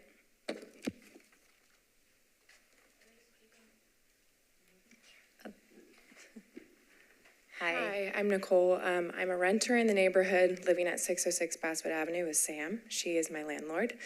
I just want to talk on behalf, although I do see this as a great development opportunity and a great opportunity for investment with those people that live in the neighborhood, I kind of just want to mention the elephant in the room. Like at the beginning, the commission stated that there are 2 cement plants that are very close to where we live and they're not willing to move. I've talked to them. They have no plans of moving. I think that poses a great health risk to those living in the neighborhood, including myself, which is why I'm considering moving out. But as you know, that the debris, I don't know if there's policies being for the air pollution going on right now, but the cement plants pose a huge risk, air pollution, respiratory issues, increasing cancer. And I don't know if there's any regulations on that. And I just consider that when talking about this massive development for potential apartments going right next to it. I think that in order for the people's health, like I'm considering moving out, that should be carefully considered. So I just wanted to give my 2 cents for the help. Thank you. Good evening. Hi, I'm Sarah Stewart, and I live at 600 Basswood Ave. I live directly across from the marina on the corner of Basswood and Edsel. And my side of Basswood is T3 maintaining, and we have an overlay height also on our side, which I think actually should be reflected in the building directly across from the residential or of that, close to that. I don't see anything reflecting that in here. But anyways, this neighborhood is not like the nations where it's 51st and Centennial and Charlotte. We have just 2 small 2-lane roads coming in and out, and we're in the very back. I'm in support of the development, but I worry about Basswood Ave. We keep talking about Robertson in that corner area, but Basswood Ave with the apartments and everything, it's like a drag strip. It's like people who don't care, the people coming out of the marina late. It's getting louder and louder on my street. And we have traffic coming on Annex, James, and O'Brien. Those are streets coming into the area, main streets coming into the area. So people are going to go Basswood, and they're going to cut through the streets. The street right next to my house, Edsel, Basswood Edsel, and they're going to go cut across Annex to get to Westboro, to get to Charlotte. There's going to be a lot of traffic going through the neighborhood, my street, my quiet street. So that needs to be considered. Also, they have the Metro emergency, the boats there, fire and police. If the density is there and streets are parked, or cars are parked on the streets, things like that, is that going to slow the response time? Are these vehicles going to get to me as fast?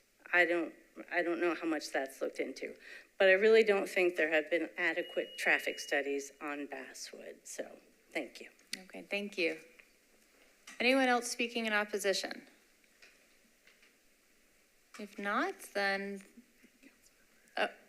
Councilman, after rebuttal. So, Councilman, do you want to speak again, or do you want to wait? Yes. You're right. Actually, we're backwards. Let me have him do his rebuttal, and then if you'd like to speak again. Thank you.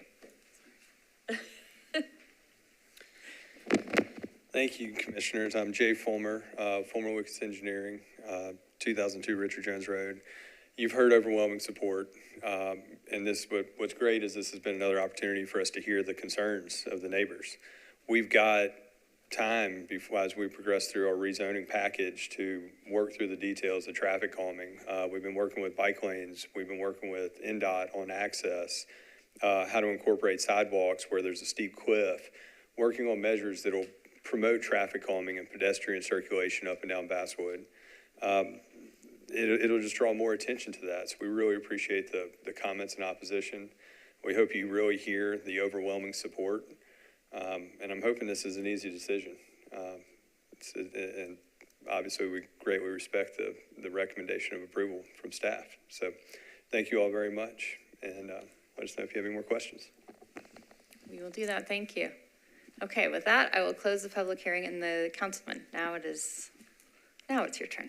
Thank you. I would just like to re-emphasize the incredible public outreach the Prescott Group has done as part of this, and the significant public consensus that exists in the neighborhood in support of this. I think, for us, I don't think this large of a share of the neighborhood could agree on the weather, yet alone something as contentious as a redevelopment project. I do want to speak briefly to the concerns of putting industrial activities right next to residential. In a lot of ways, that's the story of West Nashville writ large. I live not far from this location down 63rd Avenue North and can look out my front window and see industrial activities there without any type of buffer.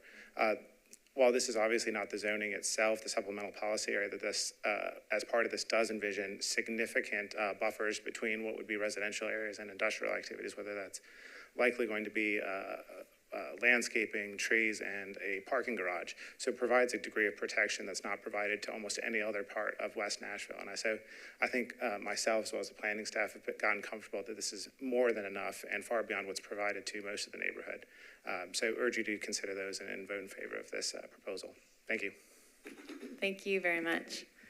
Okay, so we will get started with oh yeah, I did close the public hearing in the wrong direction. I'm out of practice. Okay, commissioners, I'm going to start with you, Commissioner Henley. Thank you, Vice Chair.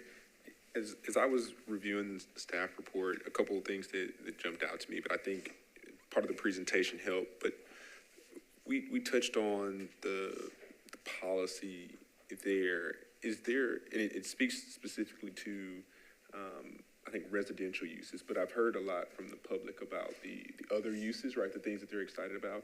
Is the supplemental policy, is there possible adjustment or manipulation, or will there be very similar conditions in terms of buffers if those amenities are for that site, as opposed to, or potentially lining those if there's not residential? I'm just curious if that modifies that policy at all. Are you saying that if there were active uses in that proposed buffer area, other uses? Yes. And then residential was behind it? Yeah, I'm curious as to, and that may be too detailed for this particular discussion, but that is something that kind of came to mind as I heard a lot of people speak. We worked with the applicant on that. That was something that we did think about, like could they do other uses? And so their site plan, as they have it right now, is doing a parking garage and landscape and buffer areas. But we could change, I mean, if they came back, because that site plan, they're thinking that this corner development is a few years away. And so if things change between now and then, right, we can adjust the supplemental policy. Thank you for that. I recall when we had a conversation about Robertson Avenue, and I was probably one of those who was a little more for looking at the corridor itself in its entirety. I think this is, someone who came and spoke mentioned it does kind of allow that bookend and takes that in consideration. I do like the level of engagement that became very specific to this site in particular. So, I mean, from what I've heard, I'm inclined to support it. I think there's a lot of things that sounds like we'll see in 2 weeks that'll come back before us. So, I think at this moment in time, I'm inclined to support and look forward to the next set of information. That's actually a good segue. I would like to see, since we have a number of new commissioners, kind of revisit the process here. So right now we're looking at the community plan, and then in a couple of weeks we will see the actual specific plans. And Right. so, and I think that would be helpful too for some of the members in the audience so that they're a little more comfortable that they will see more detail. Absolutely. So in this case, we wanted to study and debate the policy amendment first, because then that sets the way and lays the groundwork for the rezoning to follow. And so absolutely, working with the applicant, this unique site to do all they want to do, they need a specific plan. And that's what then Lisa and her team are reviewing, the specific plan. And if you approve the policy change, they review it against the mixed-use policy, mixed-use neighborhood policy, along with the supplemental policy. So, usually you do hear cases, you hear plan amendment and a rezoning together so people can see the details and debate. And this one is just so complex that we chose to bring it forward first. So Lisa, when we get the specific plan in a couple of weeks, we'll get a better feel for where there might be some retail, where the residential would go. Right, so you're not going to get those details with the community plan amendment. So the policy is sort of establishing what uses might be appropriate or what heights or intensities might be appropriate. But the SP, the specific plan, the zoning is what's going to actually establish what is allowed for this property. So for instance, or for example, in T4 mixed use neighborhood, there's a range of things that might be appropriate. And so the SP would actually say, for this property, we're proposing X number of units, X height, X setbacks, and buffers or whatever. And so it's going to really drill down into the details. So there's a range of things that might be appropriate within this policy. And then the specific plan will be the details.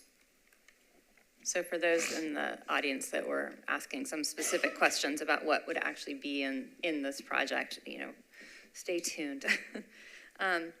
I know we have a number of new commissioners, and Commissioner Henley, thank you for getting us started. Are there other comments or questions, Council Lady Gamble? Thank you, Chair.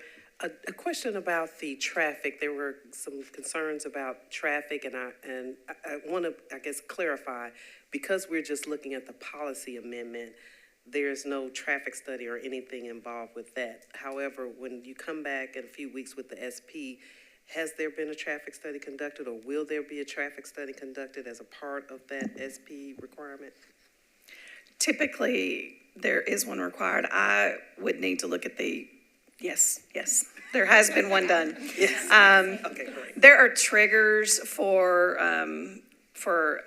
what we now call multimodal transportation analysis, which is our new version of a traffic impact study, which looks at other things besides just cars, so people and bikes as well. But yes, one has been completed, and that would be included with this specific plan. That's great, and I just wanted to make sure that we said that on the record so people will understand that. Looking at this plan to redevelop this area, I think it's great. I've been to Blue Moon many times and thought, wow, this could be so much more out here. So I'm excited for the community that this type of proposal is coming forward, and I look forward, if we move forward with this policy change, looking at the SP of what's to come. So thank you. Commissioner Leslie? Thank you, Vice Chair. I don't think there's much opposition. It's just some concerns about what would be there. But I wanted to know the river frontage from those two parcels, the big one up top and the one down at the bottom. What is the actual river frontage?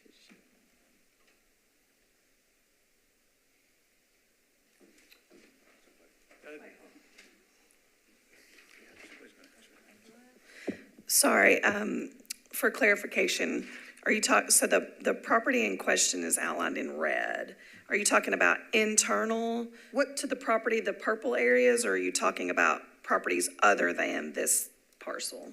So I understand the purple properties, those are the ones that are... Where the policy is changing, right. Yes. So what is the frontage of those, river frontage of those two parcels? Those are just portions of the parcel. Okay. The greater parcel is outlined in red. We can measure it. Well, my computer's not cooperating tonight, but we can get somebody to measure it. It's how many frontage along the water? How much frontage along the water do those have? We'll get that number. Yeah. Just hold on a second. If you all don't know, if y'all don't have it, then we'll get it. Thank you.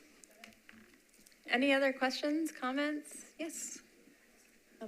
So you made, I think the comments have been really helpful, especially for me as a new commissioner, that this is a policy change, and there will be not only a chance to address for us the specific plan, but that will also provide an opportunity for the public to have input and comment on those specific details that some people raised concern about tonight. And so I just, in that vein, my question is for the traffic study, does that include a health study or the impact on, traffic emissions on health, or is that really about volume? And is there a procedure for a process for health impacts? No, it would be for volume, for people, bikes, cars, impact on the roadways. In regards to the impacts of any existing building or any existing uses, there are regulations pertaining to those uses, and they are required to operate under those regulations. And we talked to the health department, and they said that that the businesses were operating under regulations, but we can ask again. We can, say that we are hearing additional concerns and make sure of that. Okay, and I didn't mean to suggest there is an additional concern, but I did want to ask if that had been considered or if there are regulations. So it sounds like the answer is yes. Yeah, thank you. Any further questions, comments? Yes. Welcome. Thank you. We've heard multiple times about the overwhelming support from the community, and just hearing it here today as well. Also hearing some of those in opposition. I believe early in the presentation, there was a mention of some of the property owners for the industrial site having some concerns. Are you able to talk about any of those concerns from those property owners? Most of so we talked to each one of the property owners. Most of them were the usual industrial business concerns when you have residential moving in, right? That people are going to complain about their businesses and complain about their uses. And then it becomes, we as industrial businesses were here first. We really want to use this and continue operating, but then residential uses try to drive them out and say, say change and things. And so those were mainly the concerns. Any further questions? Okay, thank you. Anything else from the commissioners? If not, then we are ready for a motion. Anybody have? Commissioner Henley? Take a stab at it. Prior to that, I do want to thank the community for showing up, the amount of engagement that was done, and of course the stewardship from the councilman. But I think it's important for longstanding institutions like these in our communities to have ownership that does face outward to our community and engage them. So I'm really glad with how things were presented to us. But with that being said, I would like to make a motion to accept staff's recommendation. Any further discussion? All in favor? Any opposed? Motion carries. Thank you. Yeah. I think we're gonna have a little leadership transition here, and so we'll take a few minute break and reconvene in about 10 minutes.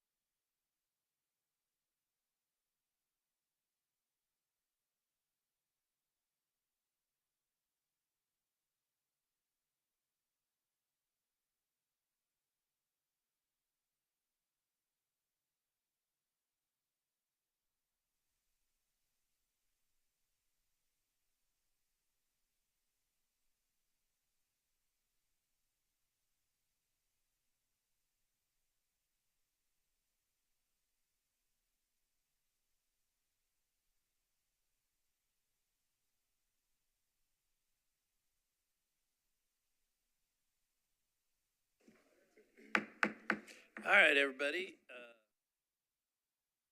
In action at the Planning Commission tonight, and we have 2 items left to hear on public hearing, which is items 14 and 20, which were disapproved. And so we are on item number 14. And I want to thank the Vice Chair for covering for me. Thank you very much.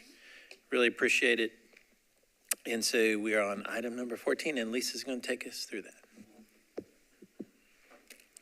Item number 14 is a proposed amendment to the text of the zoning code. This amendment would amend section 174720 of Title 17. This is the section of the zoning code that pertains to mailed notices. The proposed amendment would add a new section to this portion of the zoning code. It would add a section that indicates that amendments to the title, amendments to the zoning code that result in an increase or decrease in the number of permissible dwelling units on a parcel zoned R, RA, that's 1 and 2 family residential, or RS or RSA, shall require mailed notice of a public hearing that meets the requirements of subsections A and D, which I will explain. The planning department would have the responsibility for the preparation and the mailing of these written notices. The current requirement for notice of council public hearings, and these are all referencing council public hearings, not planning commission public hearings. Right now, there are 3 forms of notice that are required. 174710 requires notice by newspaper. This is required for all zone changes of zoning to property and also for text amendments. So amendments to the text of the zoning code. Those are required to be noticed in the newspaper.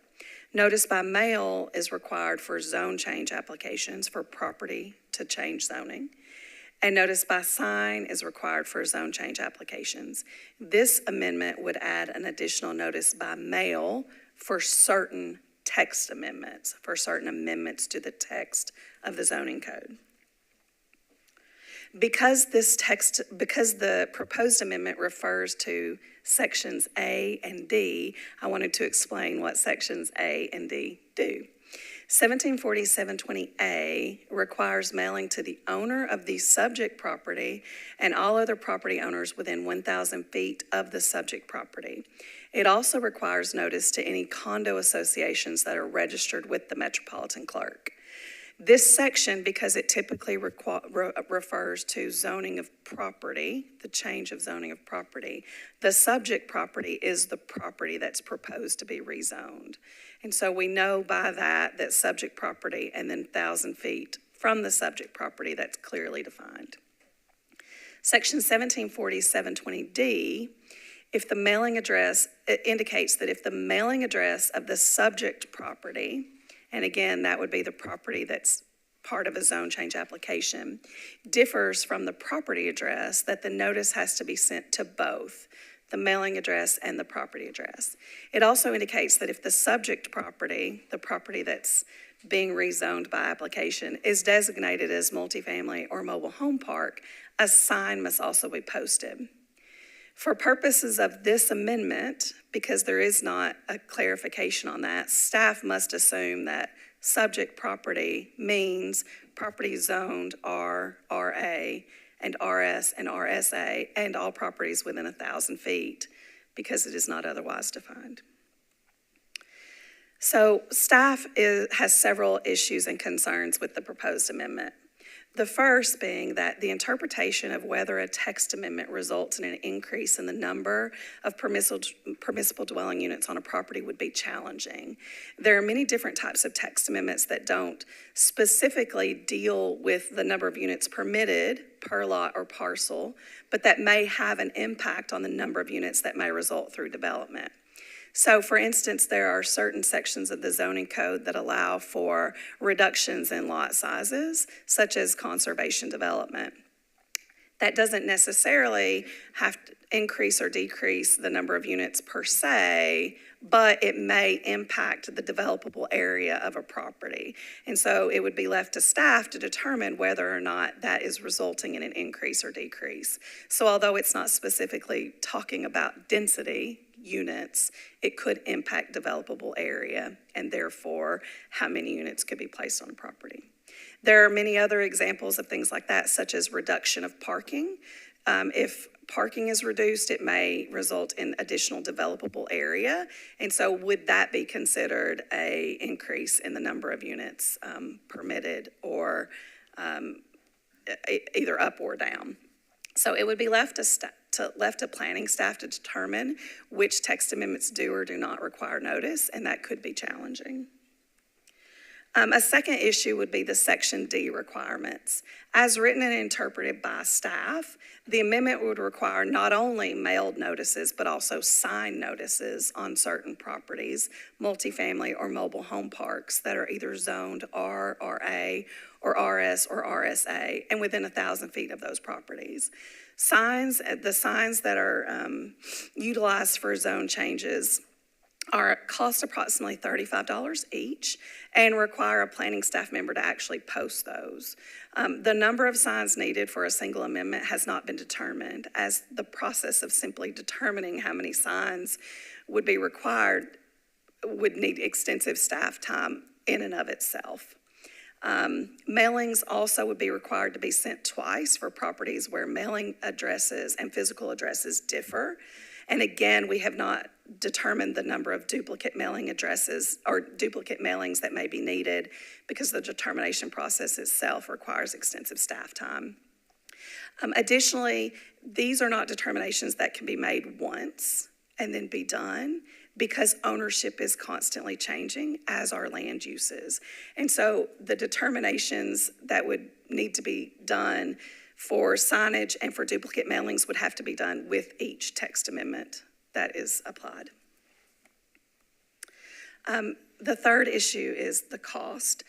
Based on our analysis and determination of properties that are zoned R, RA, RS, and RSA, and the properties that are within 1,000 feet of those properties, the cost of a single mailing would be a minimum of roughly $255,000.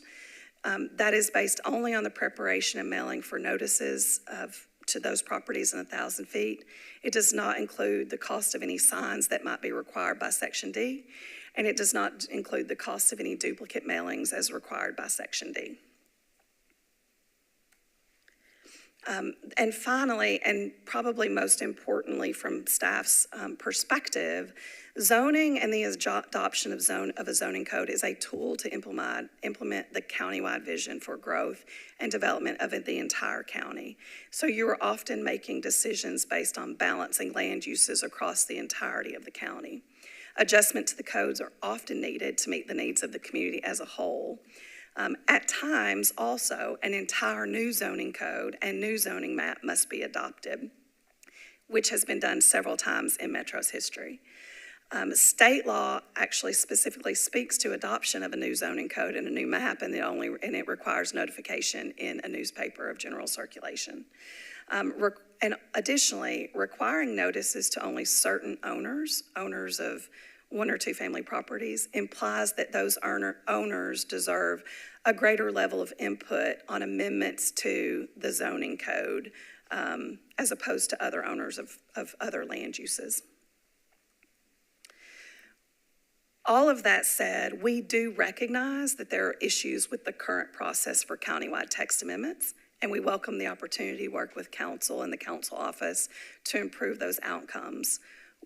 We have suggested to the council office previously that more time be allowed for review by the departments and council of text amendments.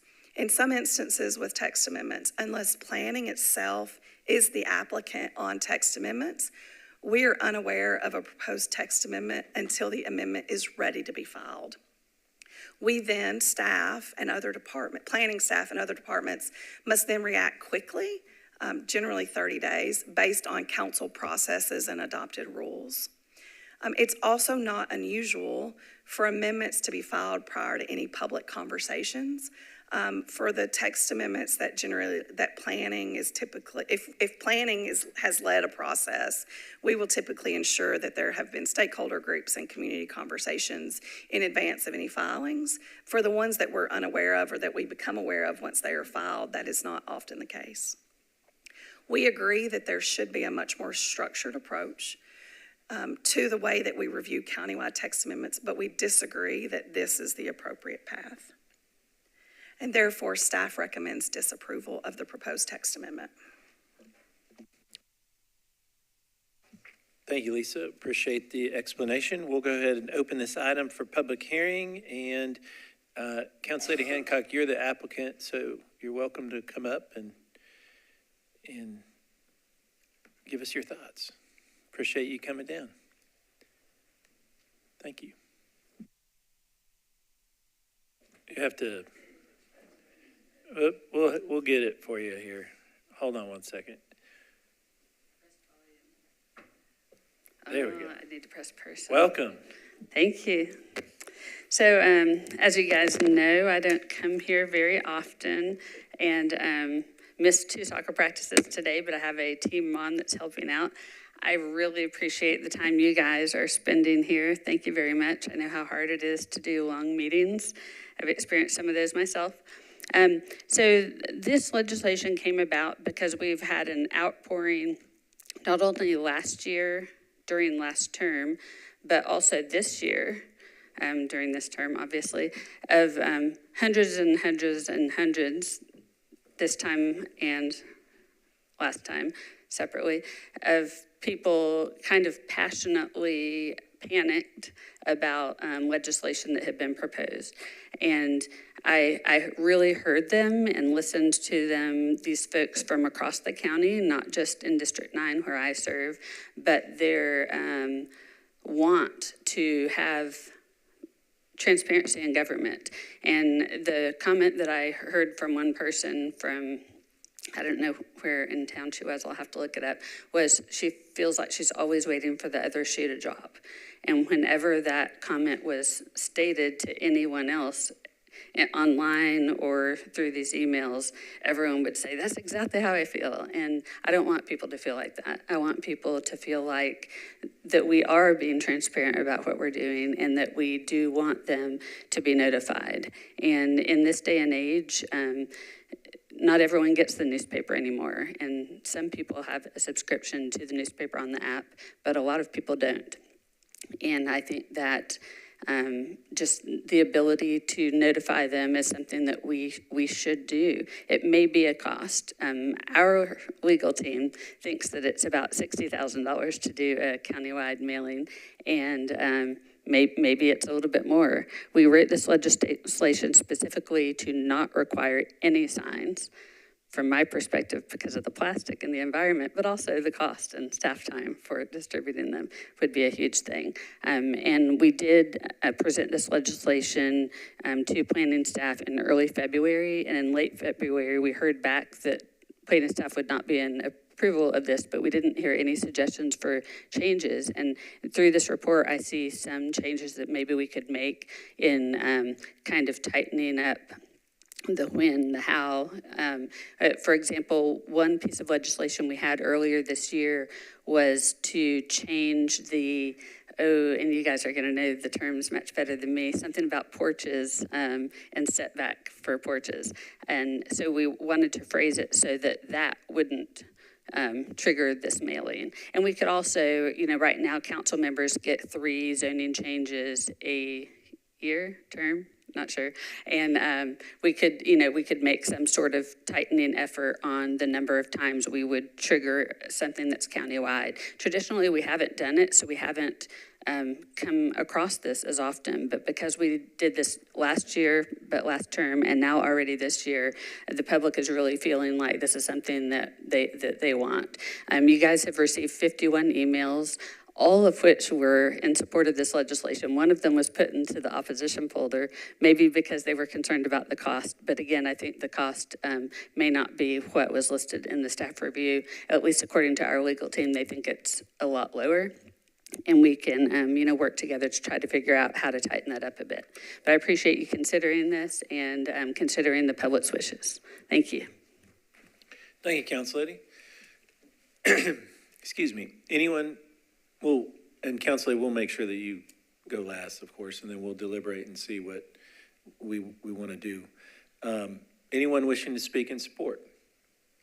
Seeing none. Anyone wishing to speak in opposition? Seeing none. I'm gonna, if it's okay, Council Lady, we'll close the public hearing, and then I was gonna ask you a couple questions myself. But let's close it first, and then, seeing no one else wishing to speak, I declare the public hearing closed. So, Council Lady, we, after Lisa's explanation and your explanation, I feel like there's, it seems like there's some processes that we can improve. And so, Director, is there maybe a deferral to work with a council member, or so that we can work on it? I want to make sure that we work with the council members and the council lady.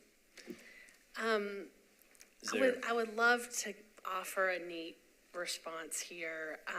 I think one of the challenges is the way that we prepare citywide text amendments for large major changes. There are some that are very, narrow and are sort of housekeeping, and then there's some that can have really significant change. And we agree with the council member that the ones that have significant change need a better process for not only notifying the public, but also giving the council members and the department to do the kind of deliberation and analysis that's really needed. And so, Chairman, I think what I would suggest is there's a structural need, I think, to address that more holistically. We have talked to the council office about what that could look like. I think for this particular legislation, what I would ask, certainly we could clarify the cost and our assumptions and theirs, and make sure that that is something that can be funded. And one of the keys, Chairman, is that we can have as many as 9, 12 citywide text amendments in a year. We've already had at least 10, Lisa, and so I think part of the question is how would you fund something like this, even if it was at the smaller amount that the council office has determined? So why don't we work to clarify that? And if I can report back on our conversations with the council office about sort of the structure of how we think about citywide text amendments more generally, that might be satisfactory to the commission as well. And so I do think if the councilwoman would entertain a deferral, I think we could certainly get those clarifications, but I would urge both Metro departments and council to lean into the question of the citywide process and what that could look like more positively, so that residents feel like they are aware of issues and the other shoe isn't dropping, that there's a process. And we've offered the council office some suggestions about what that might actually look like, and would love to have that entertained. Thank you. And I forgot that we have heard up to 10 text amendments in a year, Vice Chair. I think if my memory's not perfect, but I believe we've heard some of that. And so, Council Lady, I work with the director a lot, the mayor's office on budgeting, and 60,000, even if it was 60,000 or if it was 250, that would be a significant hit for our budget. And I do understand there's some structural things and that sort of thing. So I'm not certain, after all of that, what would you feel comfortable with? Well, I mean, money doesn't grow on trees. At the same time, I think that 700,000 constituents are worth $60,000 if we're making a large change to their property or their property value or their perceived property value. I do think that there are a lot of minor text amendments that wouldn't necessarily fall into what we intended to write. But again, I was working with our legal team at council and didn't get a lot of input or suggestions on how to phrase it. So we tried to tighten it up as much as we could so that it wouldn't be a broad overreach. And if you think that it is still a broad overreach, then I'd be willing to tighten it up more. So, I want to listen to the public, and I want to let them know that we're working on this, and that we will give them public notice on significant things. And then I think we just need to work on that significant things definition. Okay, let's see if any other commissioners have questions. Commissioner Dunn? So it sounds like there's some seriously valid concerns by Metro. The cost, just one of them, but even if it would accomplish the goal of notice here, which I think we can probably all agree notice is a good goal and something we can all agree on, but I don't know if given the comments on the specific issues that you raised in the staff report, even if you did implement it, is there confidence that it would increase notice? I can say, so notices do go out for zone changes. And those notices go out to the addresses that are associated with from the property tax assessor. For larger, for instance, council member requested zone changes where there are a lot of properties involved, typically we will get a significant number of returned items on those because the tax assessor doesn't have an up-to-date address, but that's the source of address that we are required to use. So we will get a significant number of returned addresses or returned mail pieces. And then just from, I think it is not uncommon for us to notice 300 or 400 people with just a zone, or properties with just a zone change, but we will still hear from a small number of those. And so I don't know, we will mail the notices. The state law doesn't require even mailed notices. It only requires paper notice in the newspaper. And I agree that we should do more conversations than just that. But state law doesn't even require the mail notice. I don't know how effective they are from a engagement standpoint necessarily. Okay. Yeah, no, that's helpful. I think that it's just a concern that there's not only cost, but like the definitional problems, which I think you were saying there, you could go back and think about, but it hasn't really been evaluated if it would have the impact that it is intended to have. And I guess also this comes up in my professional life a lot, notice, whether it's the stakeholders in research or something. It's an existential problem because no one gets the newspaper anymore delivered to their door. And for communities that don't have, if you don't have the money if you're subscribing to 25 different things, maybe the newspaper is not one of them anymore. And you get your news through different sources. So I think notice is a seriously difficult and challenging issue. Thank you, Commissioner. Commissioner Clifton. I was going to say something like that. You said it better, I think. But I think I'm glad you brought this up because the very least we have to relook at this because of the massive change in newspapers and their role in society and how we don't have them as a reliable a way to give notice. So I think at the very least we ought to thank you for raising this issue so that we can really carefully rethink it. I'm not sure I could vote for your specifics today as a positive recommendation, but I hope you will maybe be willing to give us time to massage it as the staff has requested. Any other questions? Vice Chair. So I think I'm struggling a little because this feels very abstract, and so it might be helpful if this is deferred and it comes back if we have some examples, because it does feel to me like, I'm thinking about some of don't we see text amendments for tree canopy, and that could reduce space to, so I feel like it would be really, you'd have to really cabin the types of text amendments. So that's one issue that comes to mind for me. So I'd want, I have to think about examples of where this would apply, but then I also fundamentally don't think we can single out only certain, to our council.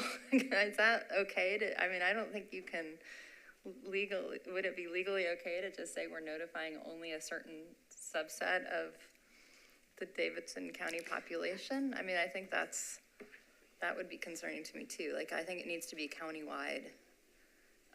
You couldn't limit it to just certain types of parcels zoned in a certain way.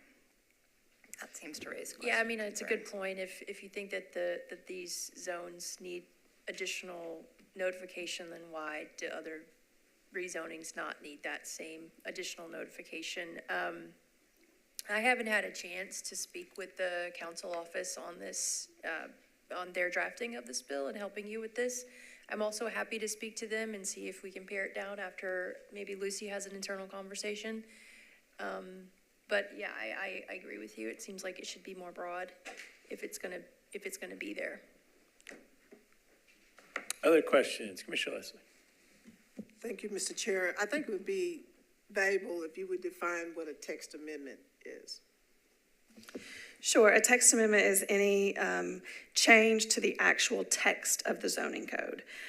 So it can be something as simple as, you all passed one earlier on consent, where it was updating some definitions. And so our text amendment is the guiding document for regulation of land uses. And so there are dozens of text amendments that we hear every year, some of them very minor, some of them more major.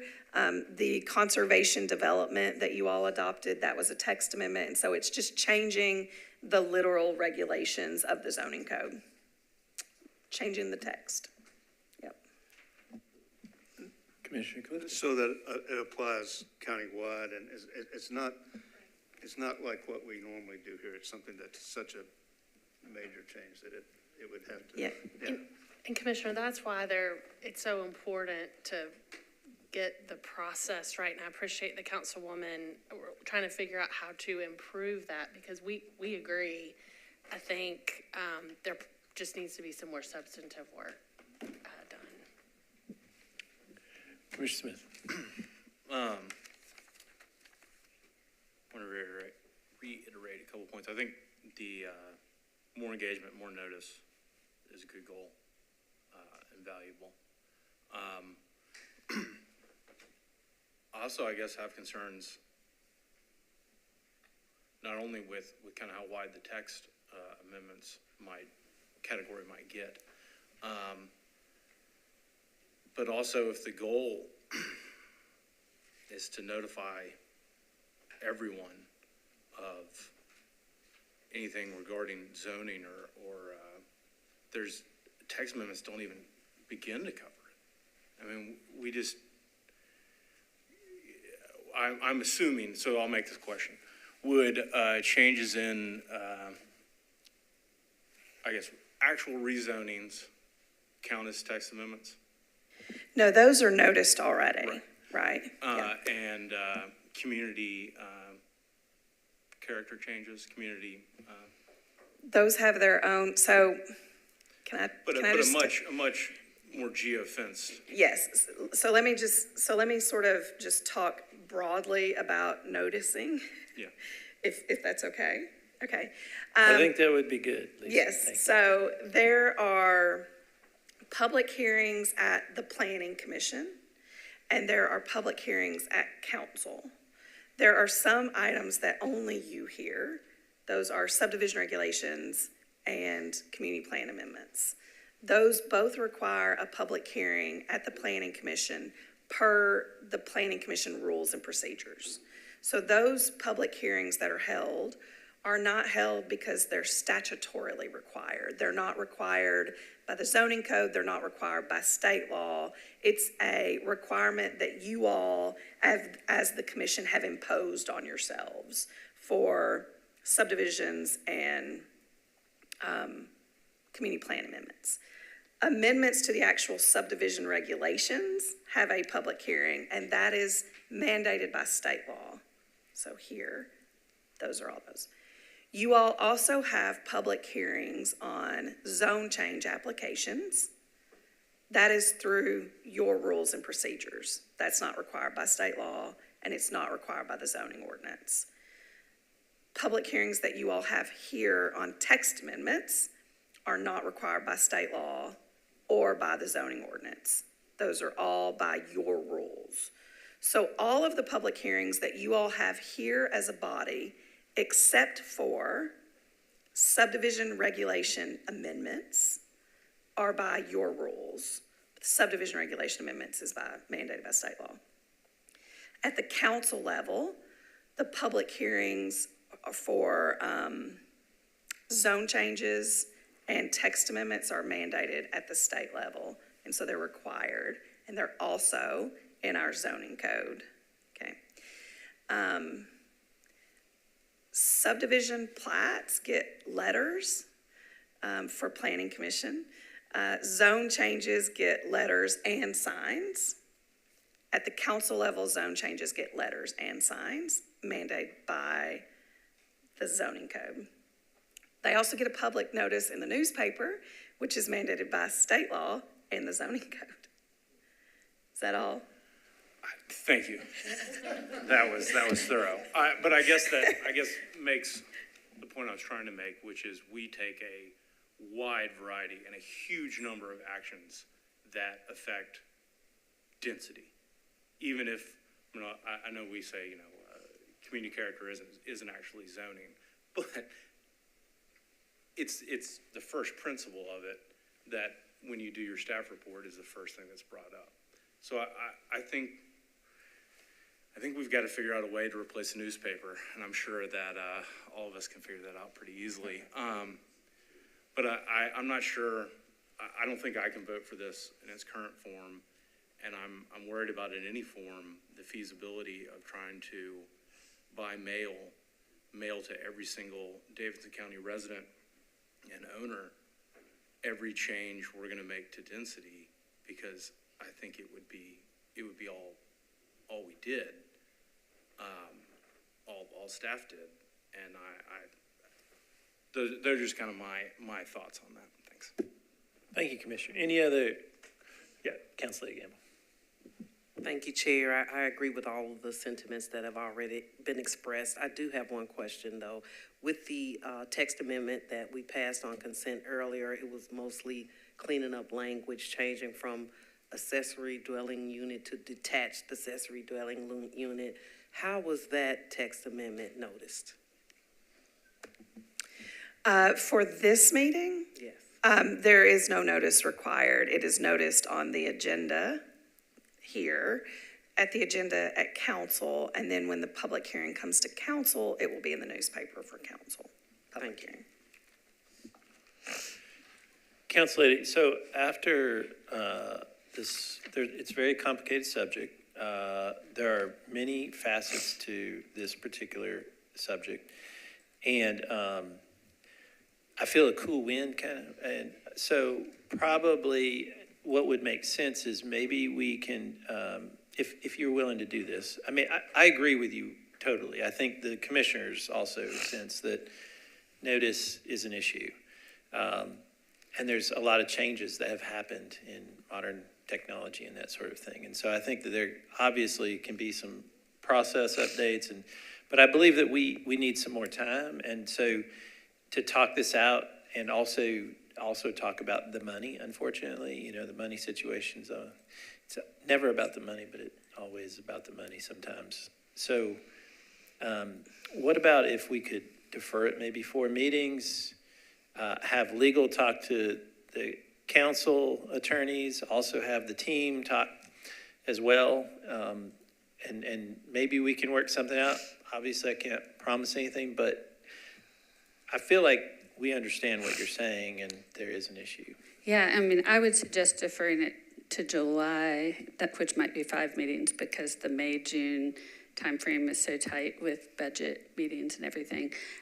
One thing about communications I do want to try and help clarify is, even though not everyone gets the newspaper anymore, some people do, and some people have the app, some people have 25 subscriptions, some people have 0 subscriptions and 0 technology at their house.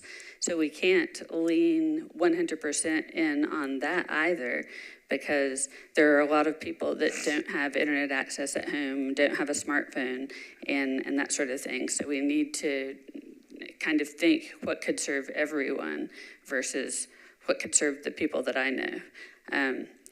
And that's just what I want to make really clear, because the majority of the people that we've been hearing from are the people that aren't taking the newspaper anymore, but they also aren't super technology focused, and that's why they're feeling like they have to kind of read every agenda to know what's going on, because they're not the ones on X or on Facebook, like, hearing those conversations. So that kind of crowd, I'd really like to make sure that we don't miss them.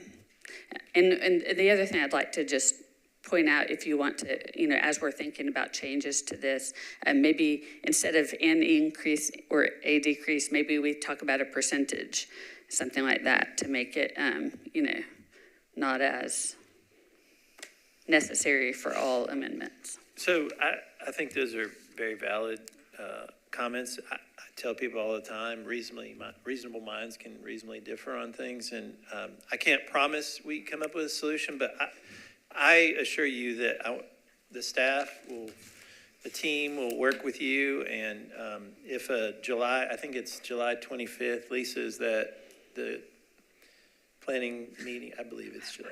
Oh, you don't have, I think it's. Maybe we should do the first one in August then. I think How that's about the Hancock first, Family how about Vacation the Week. meeting in July, the last meeting in July? There's only only one meeting in July. Okay. I just am trying to use some other source of.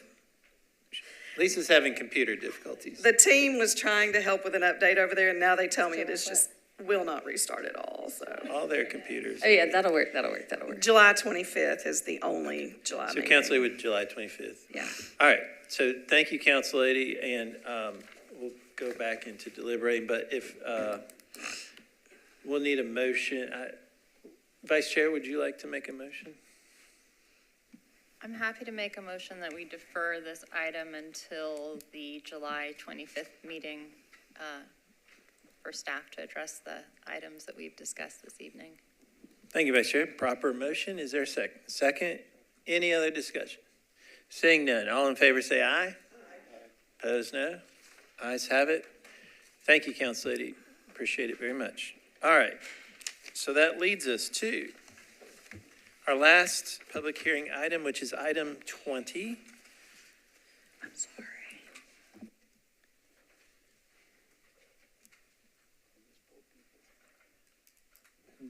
Donald, you're up, Donald. And thank you for waiting around for the last item.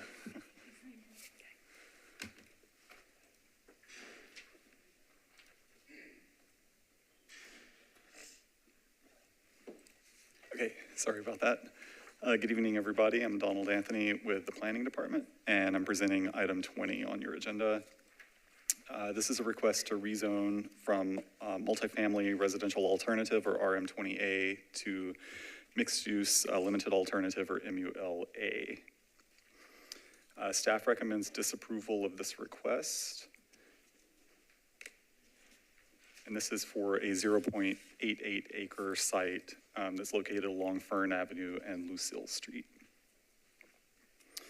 Again, the current zoning is RM20A. The site consists of two properties. The one is at 26 Lucille Street, and then the other is at 15A through C Fern Avenue.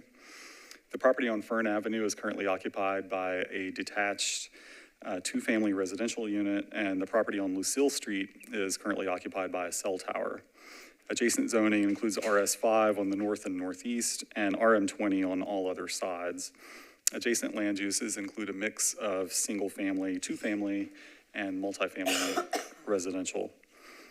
The site lies in the East Nashville Community Planning Area. The applicable policy is T4 Urban Neighborhood Evolving, or T4NE. The site also lies in the Dickerson South Corridor Supplemental Policy Area, specifically the 4-story subdistrict. The T4 Urban Neighborhood Evolving policy supports urban residential neighborhoods with greater housing choices, improved multimodal connectivity, and moderate to high density residential development patterns.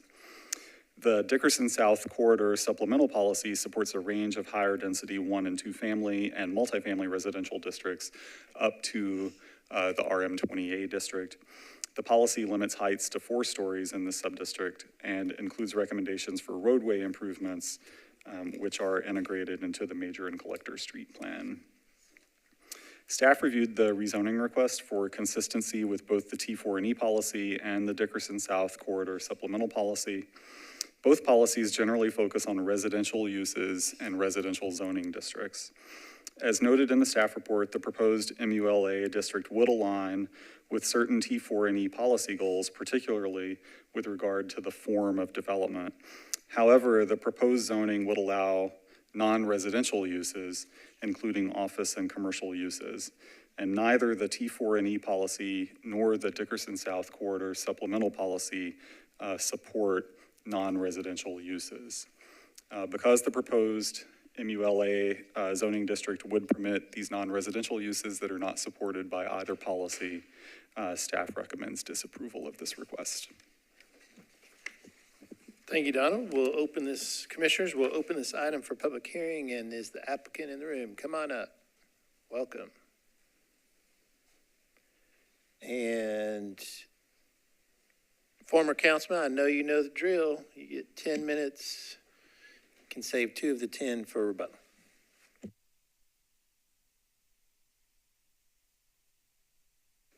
But we need to turn the microphone on.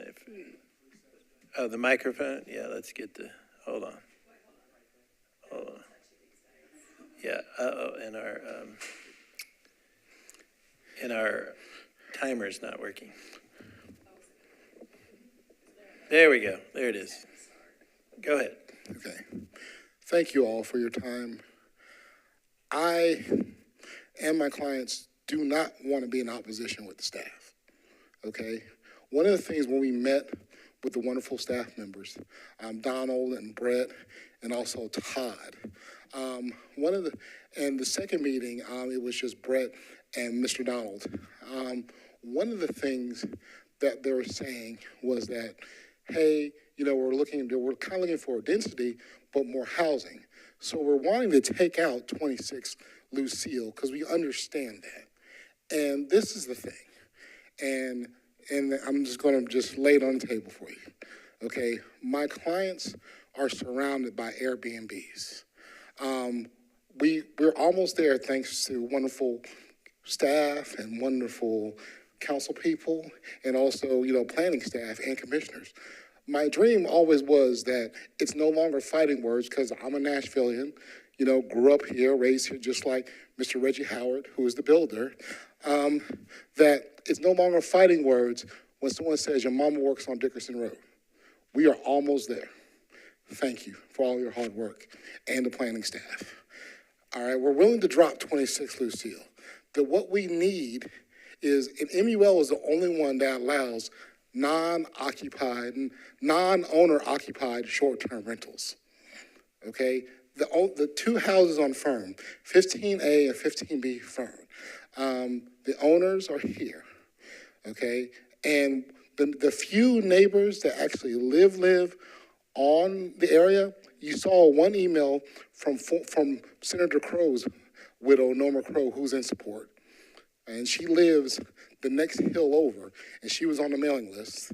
And she was like, which her email to the commission was, she's in support of non-owner occupied Airbnbs at the address. Because everybody has a non-owner occupied Airbnb permit on Fern, except for those 2 homes. Once again, the builder, Reggie Howard, is not only built those houses, he also lives on Fern, too. So he's not just a builder, he's also a voting resident that lives there. He used to be in the 5th district, then the lines changed. Now he's in wonderful Council Lady Toombs' neighborhood. And yes, Council Lady Toombs did send an email of she's not in support and she's not against it either.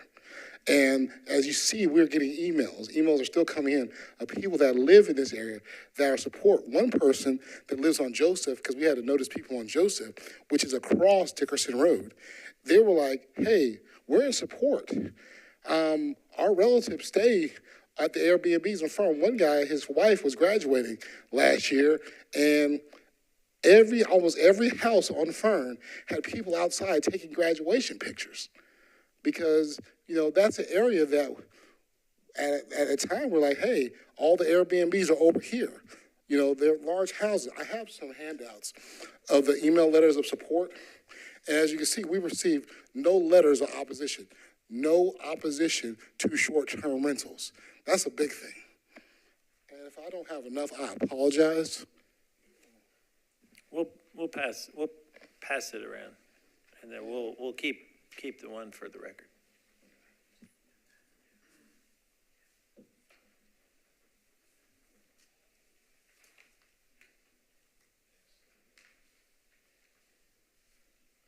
as you can see, the homes aren't designed for everyday residents to live there and play there. They're designed for short-term rentals, which has made it hard for the two owners to even sell the property because people are like, hey, it's cool over here, but I don't know any of my neighbors. Every weekend, new people are coming in and out. Now, I find that's a good problem because 10 years ago, people complained about drugs and shooting over there, you know? And so we've gone in the right direction, Nashville. And so I'm just asking, can we please allow these nice people to get a non-owner occupied Airbnb permit? I understand why it's against the policy.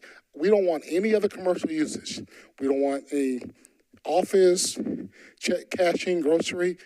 I mean, if we could just have the ability to say, hey, the only MUL use on those two homes is they're allowed the non-owner occupied permits because every home up there has one. And the neighbors that live there in the RS5, the few RS5s and around the area, they're for it. That's where they belong. And I reserve my 2 minutes for rebuttal. And my neighbors that are here in support want to speak too. Thank you for your time. Please let these wonderful neighbors have their non-owner occupied Airbnb permit because look, there's no opposition. Thank you. God bless you all. Thank you. And do you want them to speak now or during their 2 minutes? Or, Their 2 minutes. huh? The 2 minutes? Their Okay. 2 minutes. All right, yeah, we'll reserve go ahead, and then we'll give you 2 minutes. There we go. Okay.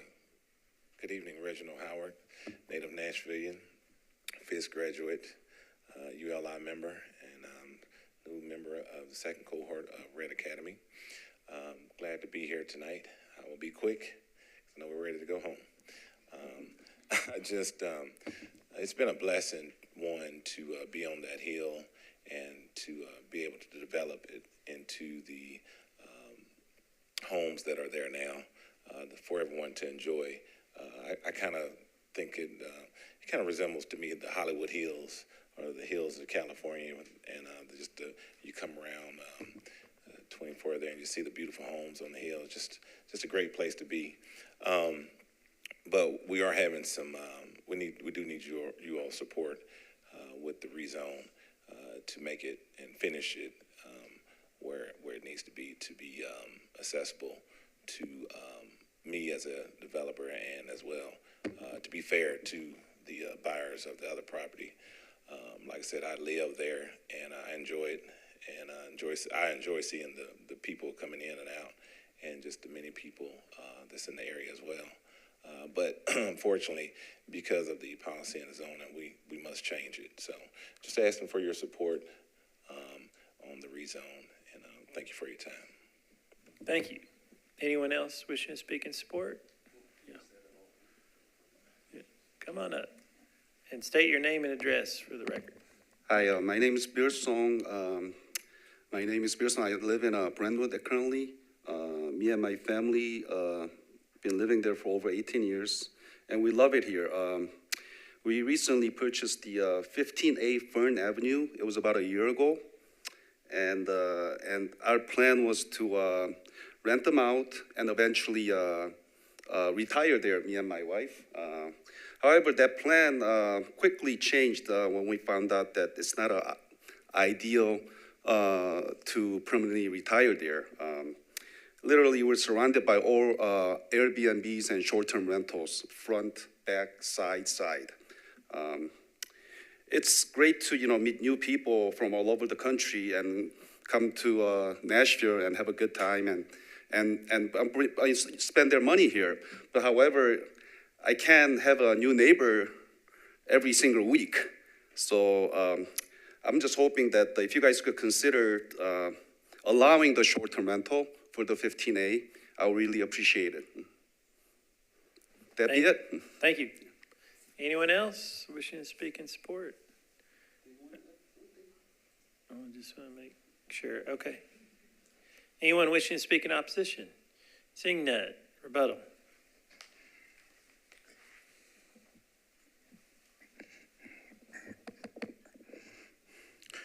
Thank you. commissioners, and thank you, planning staff. Once again, they just want the ability to do non-owner occupied. No other commercial usage, no extra density. We're gonna drop 26 Lucille because Mr. Howard has gotten into the Red Academy with the Urban League and with Amazon, and we're gonna look at trying to do some affordable housing over there, which once again, they said it might be tricky because there's a lot of concentration of Airbnb over there, but we know housing is getting more expensive. But at the same time, we're just trying to just get the use for non-owner occupied. And once again, there's no one here in opposition. You could have if it was an Airbnb that cured cancer, you would have people here in opposition, here in Nashville. But that just shows you that people who would generally be in opposition are for it over here. This is where it belongs. So please support these nice people. Thank you very much. Thank you. Council member's not here, so seeing no one else wishing to speak, I declare the public hearing closed. Commissioner Henley, you want to go first? When you left, I got picked on earlier, but I'm happy to go first again, Chair. So I do have, one, I appreciate the presentation. I do have, I think, a question on, a material question about something I heard, and that was the 26 Lucille being dropped. I don't know how, as a commissioner, we receive that, if that's a material change to the item or not. Excuse me, so the application was for both. You all could make a recommendation just on one or the other. I will say the policy and the current zoning are the same on both pieces, so. Thanks for that clarification. I absolutely recognize the level of opposition that typically comes when you bring something before really any community or the commission about allowing short-term rentals.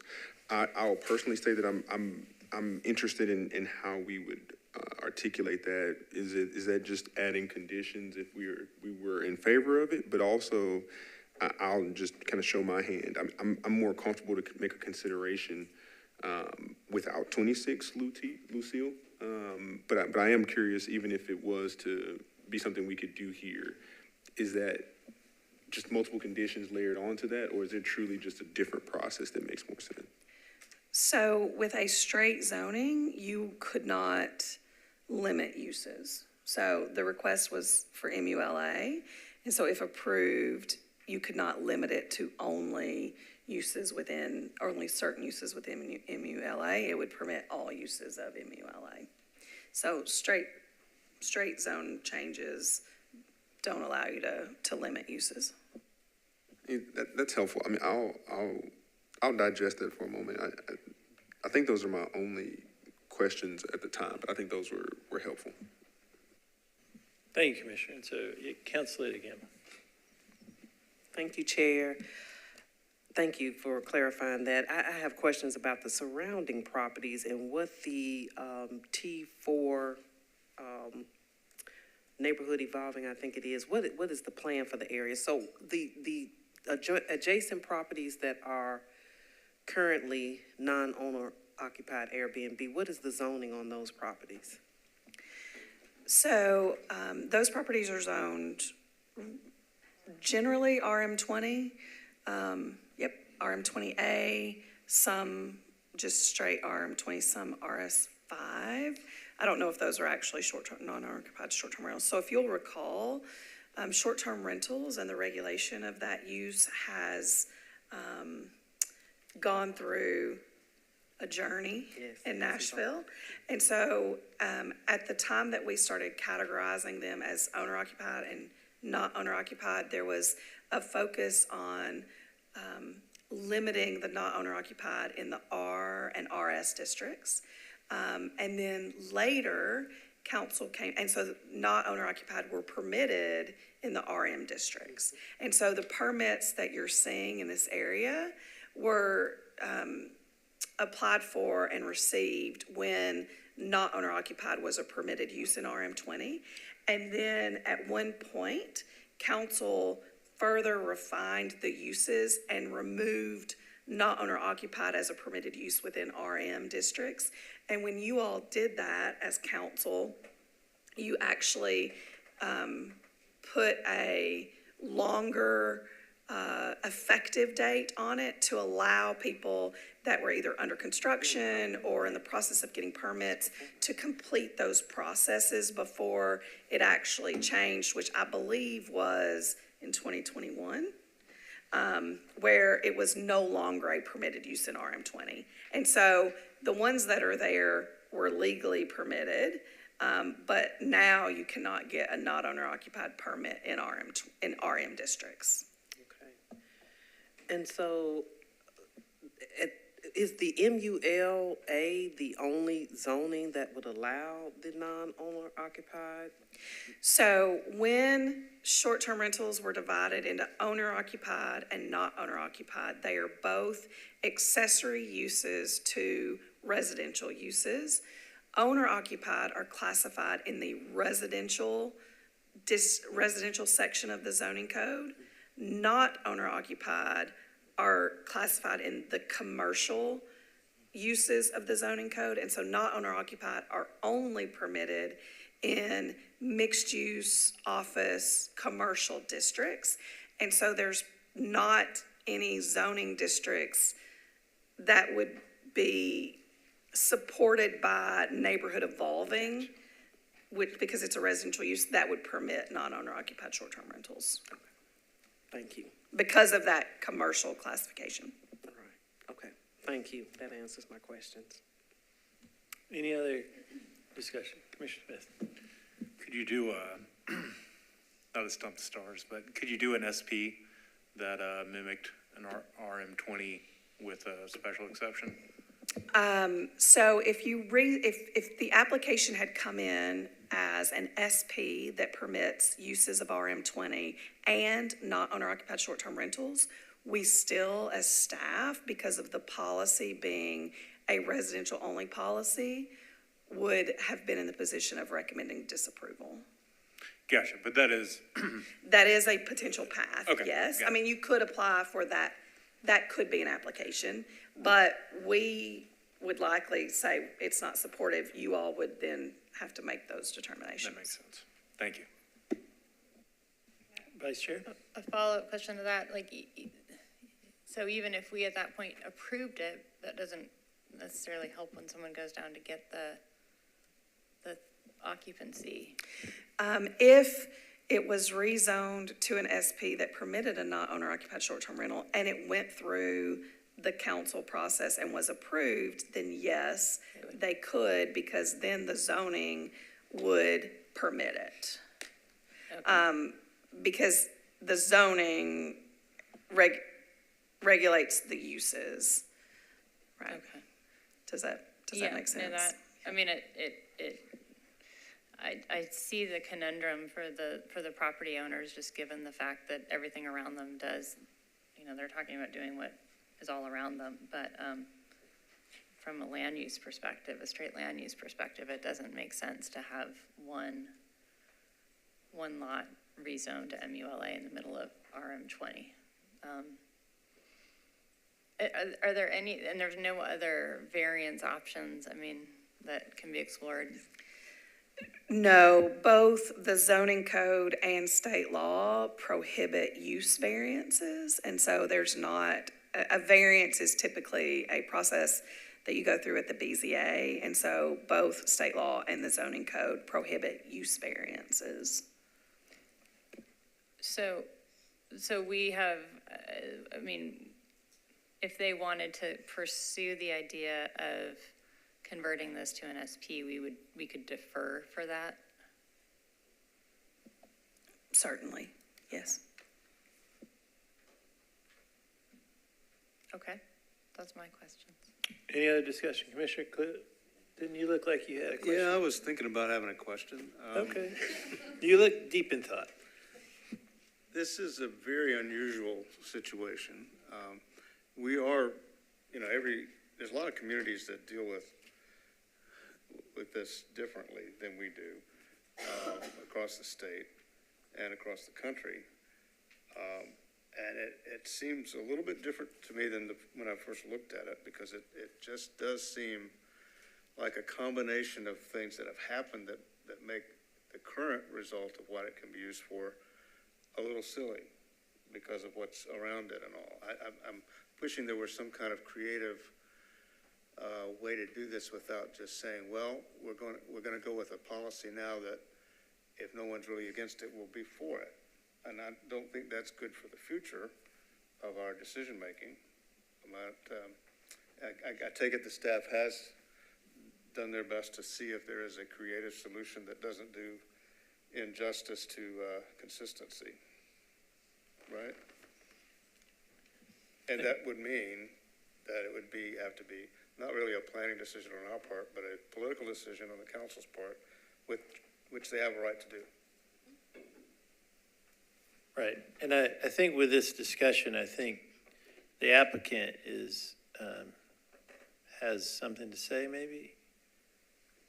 Or, because we understand what's going on. As a suggestion, it's up to y'all. And if the rules have changed, I apologize. Hypothetically, MUL is a higher use. If you say, if the commission made a recommendation to say like, hey, only like, it could be converted into an SP on second and third reading. If the commission recommends the only thing that we will approve here is non-occupied short-term rentals for those two homes, you know what I mean? I'm suggesting maybe you can approve with just those conditions. So thank you, Mr. Applicant, but we understand what you're saying, but we'll handle it. I appreciate it, the comments. Any other discussion? Commissioner Dundon. Okay. Can you just clarify the process that you were alluding to make this potentially work? If it's a specific plan, would that have to go back to the council to apply, or if they come back with a specific plan? So the application was filed with us to rezone to MULA. You all could defer it and say, applicant work with staff on an SP that limits the uses. They would then work with us on an SP, which would probably be just a document, not an actual plan that indicates what the uses are. We as staff would then review it, write a new report. It would come back before you all as then a more precise and limited application. And then, depending on what you all did, it would move to council. But an SP within the new proposed zoning, not within the RM20? Right, so RM20A is a zoning district, MULA is a zoning district. SP is a zoning district wherein it's a context-sensitive zoning district where the easiest way to explain it is it's like choose your own adventure zoning. You're creating the zoning district for that property specifically. But I guess my question is the SP on the existing zoning, or are we being? The SP would be the zoning. It would replace the zoning. Okay, it replaces the zoning. Yeah, it is the zoning. Okay. So I know we have, this is a very interesting case, and sometimes when there's been a lot of meetings, planning commission meetings on short-term rentals, and over at least almost not a decade, but for quite some time, I would say, Commissioner Clifton and Vice Chair, that we've maybe close to a decade. And making an exception for one particular property that doesn't meet policy, it could come back and haunt us, right? We've seen that before. Personally, I'd feel better with an SP, but I'm not sure that works either. So it's really up to the commission. But I just want to warn y'all that, when it doesn't meet policy, we're pretty strict about that, aren't we, Vice Chair, and council? Maybe that's a council question. I was just going to say, I think we don't normally change this. We also stay away from spot zoning. And this would most definitely look like spot zoning to have MULA in the middle of this big RM20 area. But can I confirm with the applicant, is the house under construction?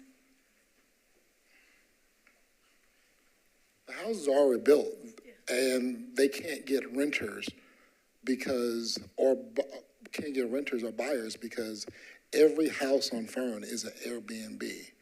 And I'm not trying to, and these houses are $1 million homes. So it's very tough. I mean, if you guys feel comfortable recommending us to go to the BZA, even though we've not talked to the folks at BZA, we didn't want to be accused of you just trying to skirt planning, because we don't want to. We were really hoping that maybe, hey, there could be a way, because this is a particular circumstances. They're kind of trapped. And as you can see, these homes are already built, and they're not designed for regular residential use. So thank you for your consideration. Maybe you could recommend us to go to the BZA or something, or maybe we can convert this into a SP that only allows short-term rentals for those properties. We're asking right now. We're getting that. But I mean, to your original point, from a planning perspective, I mean, this still goes back to council. So there's still an opportunity for council to override us. They may not, but that's when I mean, at that point, that's not a land use decision anymore. It's a political decision, as you said. So. Hold on, Commissioner Clifton, you want to speak into the microphone? Okay, Director, you recognize. So sensing some disagreement among the commissioners, one suggestion would be to pursue an SP that would require a deferral from the applicant team, and a suggestion to staff to look at the existing context in terms of uses and evaluate the proposal within that. And I think the chairman, I couldn't agree more with his caution that we both honor the policy, but also, not create exceptions, because we will be confronted with these again.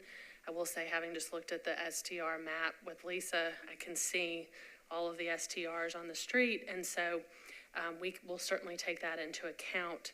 If that path is something the commission would be supportive of, I think we could possibly get to a potentially satisfactory answer. But I think too, Director, you raise a good point. I mean, we probably need to see the map of the STRs. Like, I think there's more information that we as the commissioners need to see to make a decision. But I mean, the SP makes me feel a little bit better, but I'm just warning y'all, we do this one time, it's going to come back and, we'll have 5 other developers coming here and asking us about it. So One question there. Is that really true in terms of where this fact situation is, though? I mean, I don't know. I haven't seen the map. I think we need to evaluate that. I mean, it seems to have been presented as this kind of is something that got caught up in the changes that happened when it was being built and stuff. And they did. And I am a proponent of good government. I don't ever want a citizen to say, that they had no pathway out, right? And I always believe that. And I think that this body, we're bound, though, by certain policies, state law, our own rules, that sort of thing. And so I agree, Commissioner Clifton. And so I think the director was leading us down a better path than a straight up MUL. At least personally, that's how I feel. Yeah, Vice Chair. I mean, if this whole street is really STRs, and it looks like there's more would there be any reason to consider just rezoning the street and doing it as a broader? I mean, I know that's not great but it's only a block. I mean, it does run into Dickerson. I think you would probably have to first consider the land use policy and possibly do a policy change. I would say that There's a difference sort of between Elmhurst and Fern, you're seeing on the road, and Lucille. The short-term rentals are primarily along Fern. And then there are some just regular residential, long-term residential along Elmhurst. So I'm not sure that I would, Go that route. yeah. Or even We the didn't corner. evaluate that, but I would say that there are a lot of short-term rentals, and we will have you a map that shows that, but it is not all short-term I rentals. mean, even just the corner, I don't know what's going on that corner, but like if would it make sense to look at something like that? I think you'd have to look at the policy. Yeah. And be mindful that we did look at the policy with the Dickerson study and determined to leave it as evolving. And so that was evaluated not terribly long ago in regards to a policy look. Well, it sounds like you guys are exploring the options, but I agree with the caution. I agree with not overstepping our bounds with STR. I mean, this has been a long slog. So is there a commissioner that potentially would like to make a motion to maybe move down to SP around? Okay. Commissioner Smith. All right, I'll try. How long do we think we need a deferral for? If that's something that applicant's willing to? One meeting. One meeting. One meeting's fine. One meeting. It's a small property. I move that in regards to item 20, excuse me.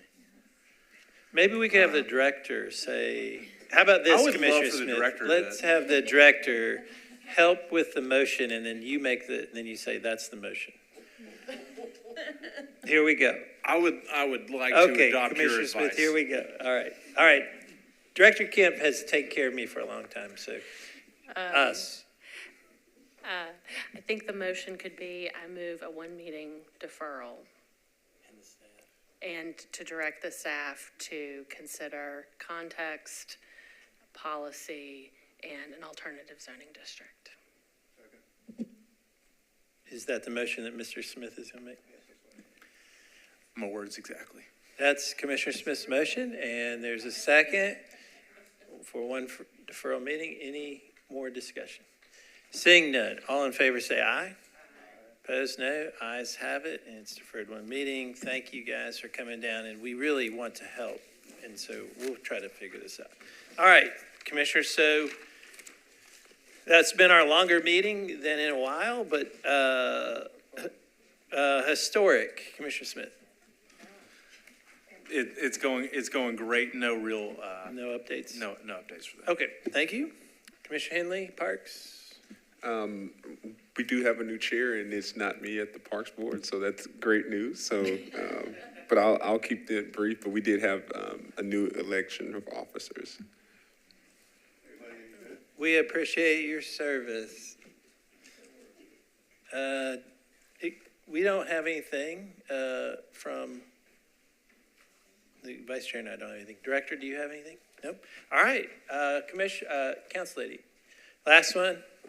No, nothing from the Council Lady, so is there a motion to adjourn?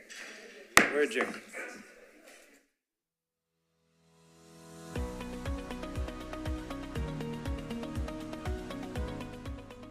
This has been a service of the Metro Nashville Network. If you would like to see this presentation again, or for more information on this and other programs, visit nashville.gov.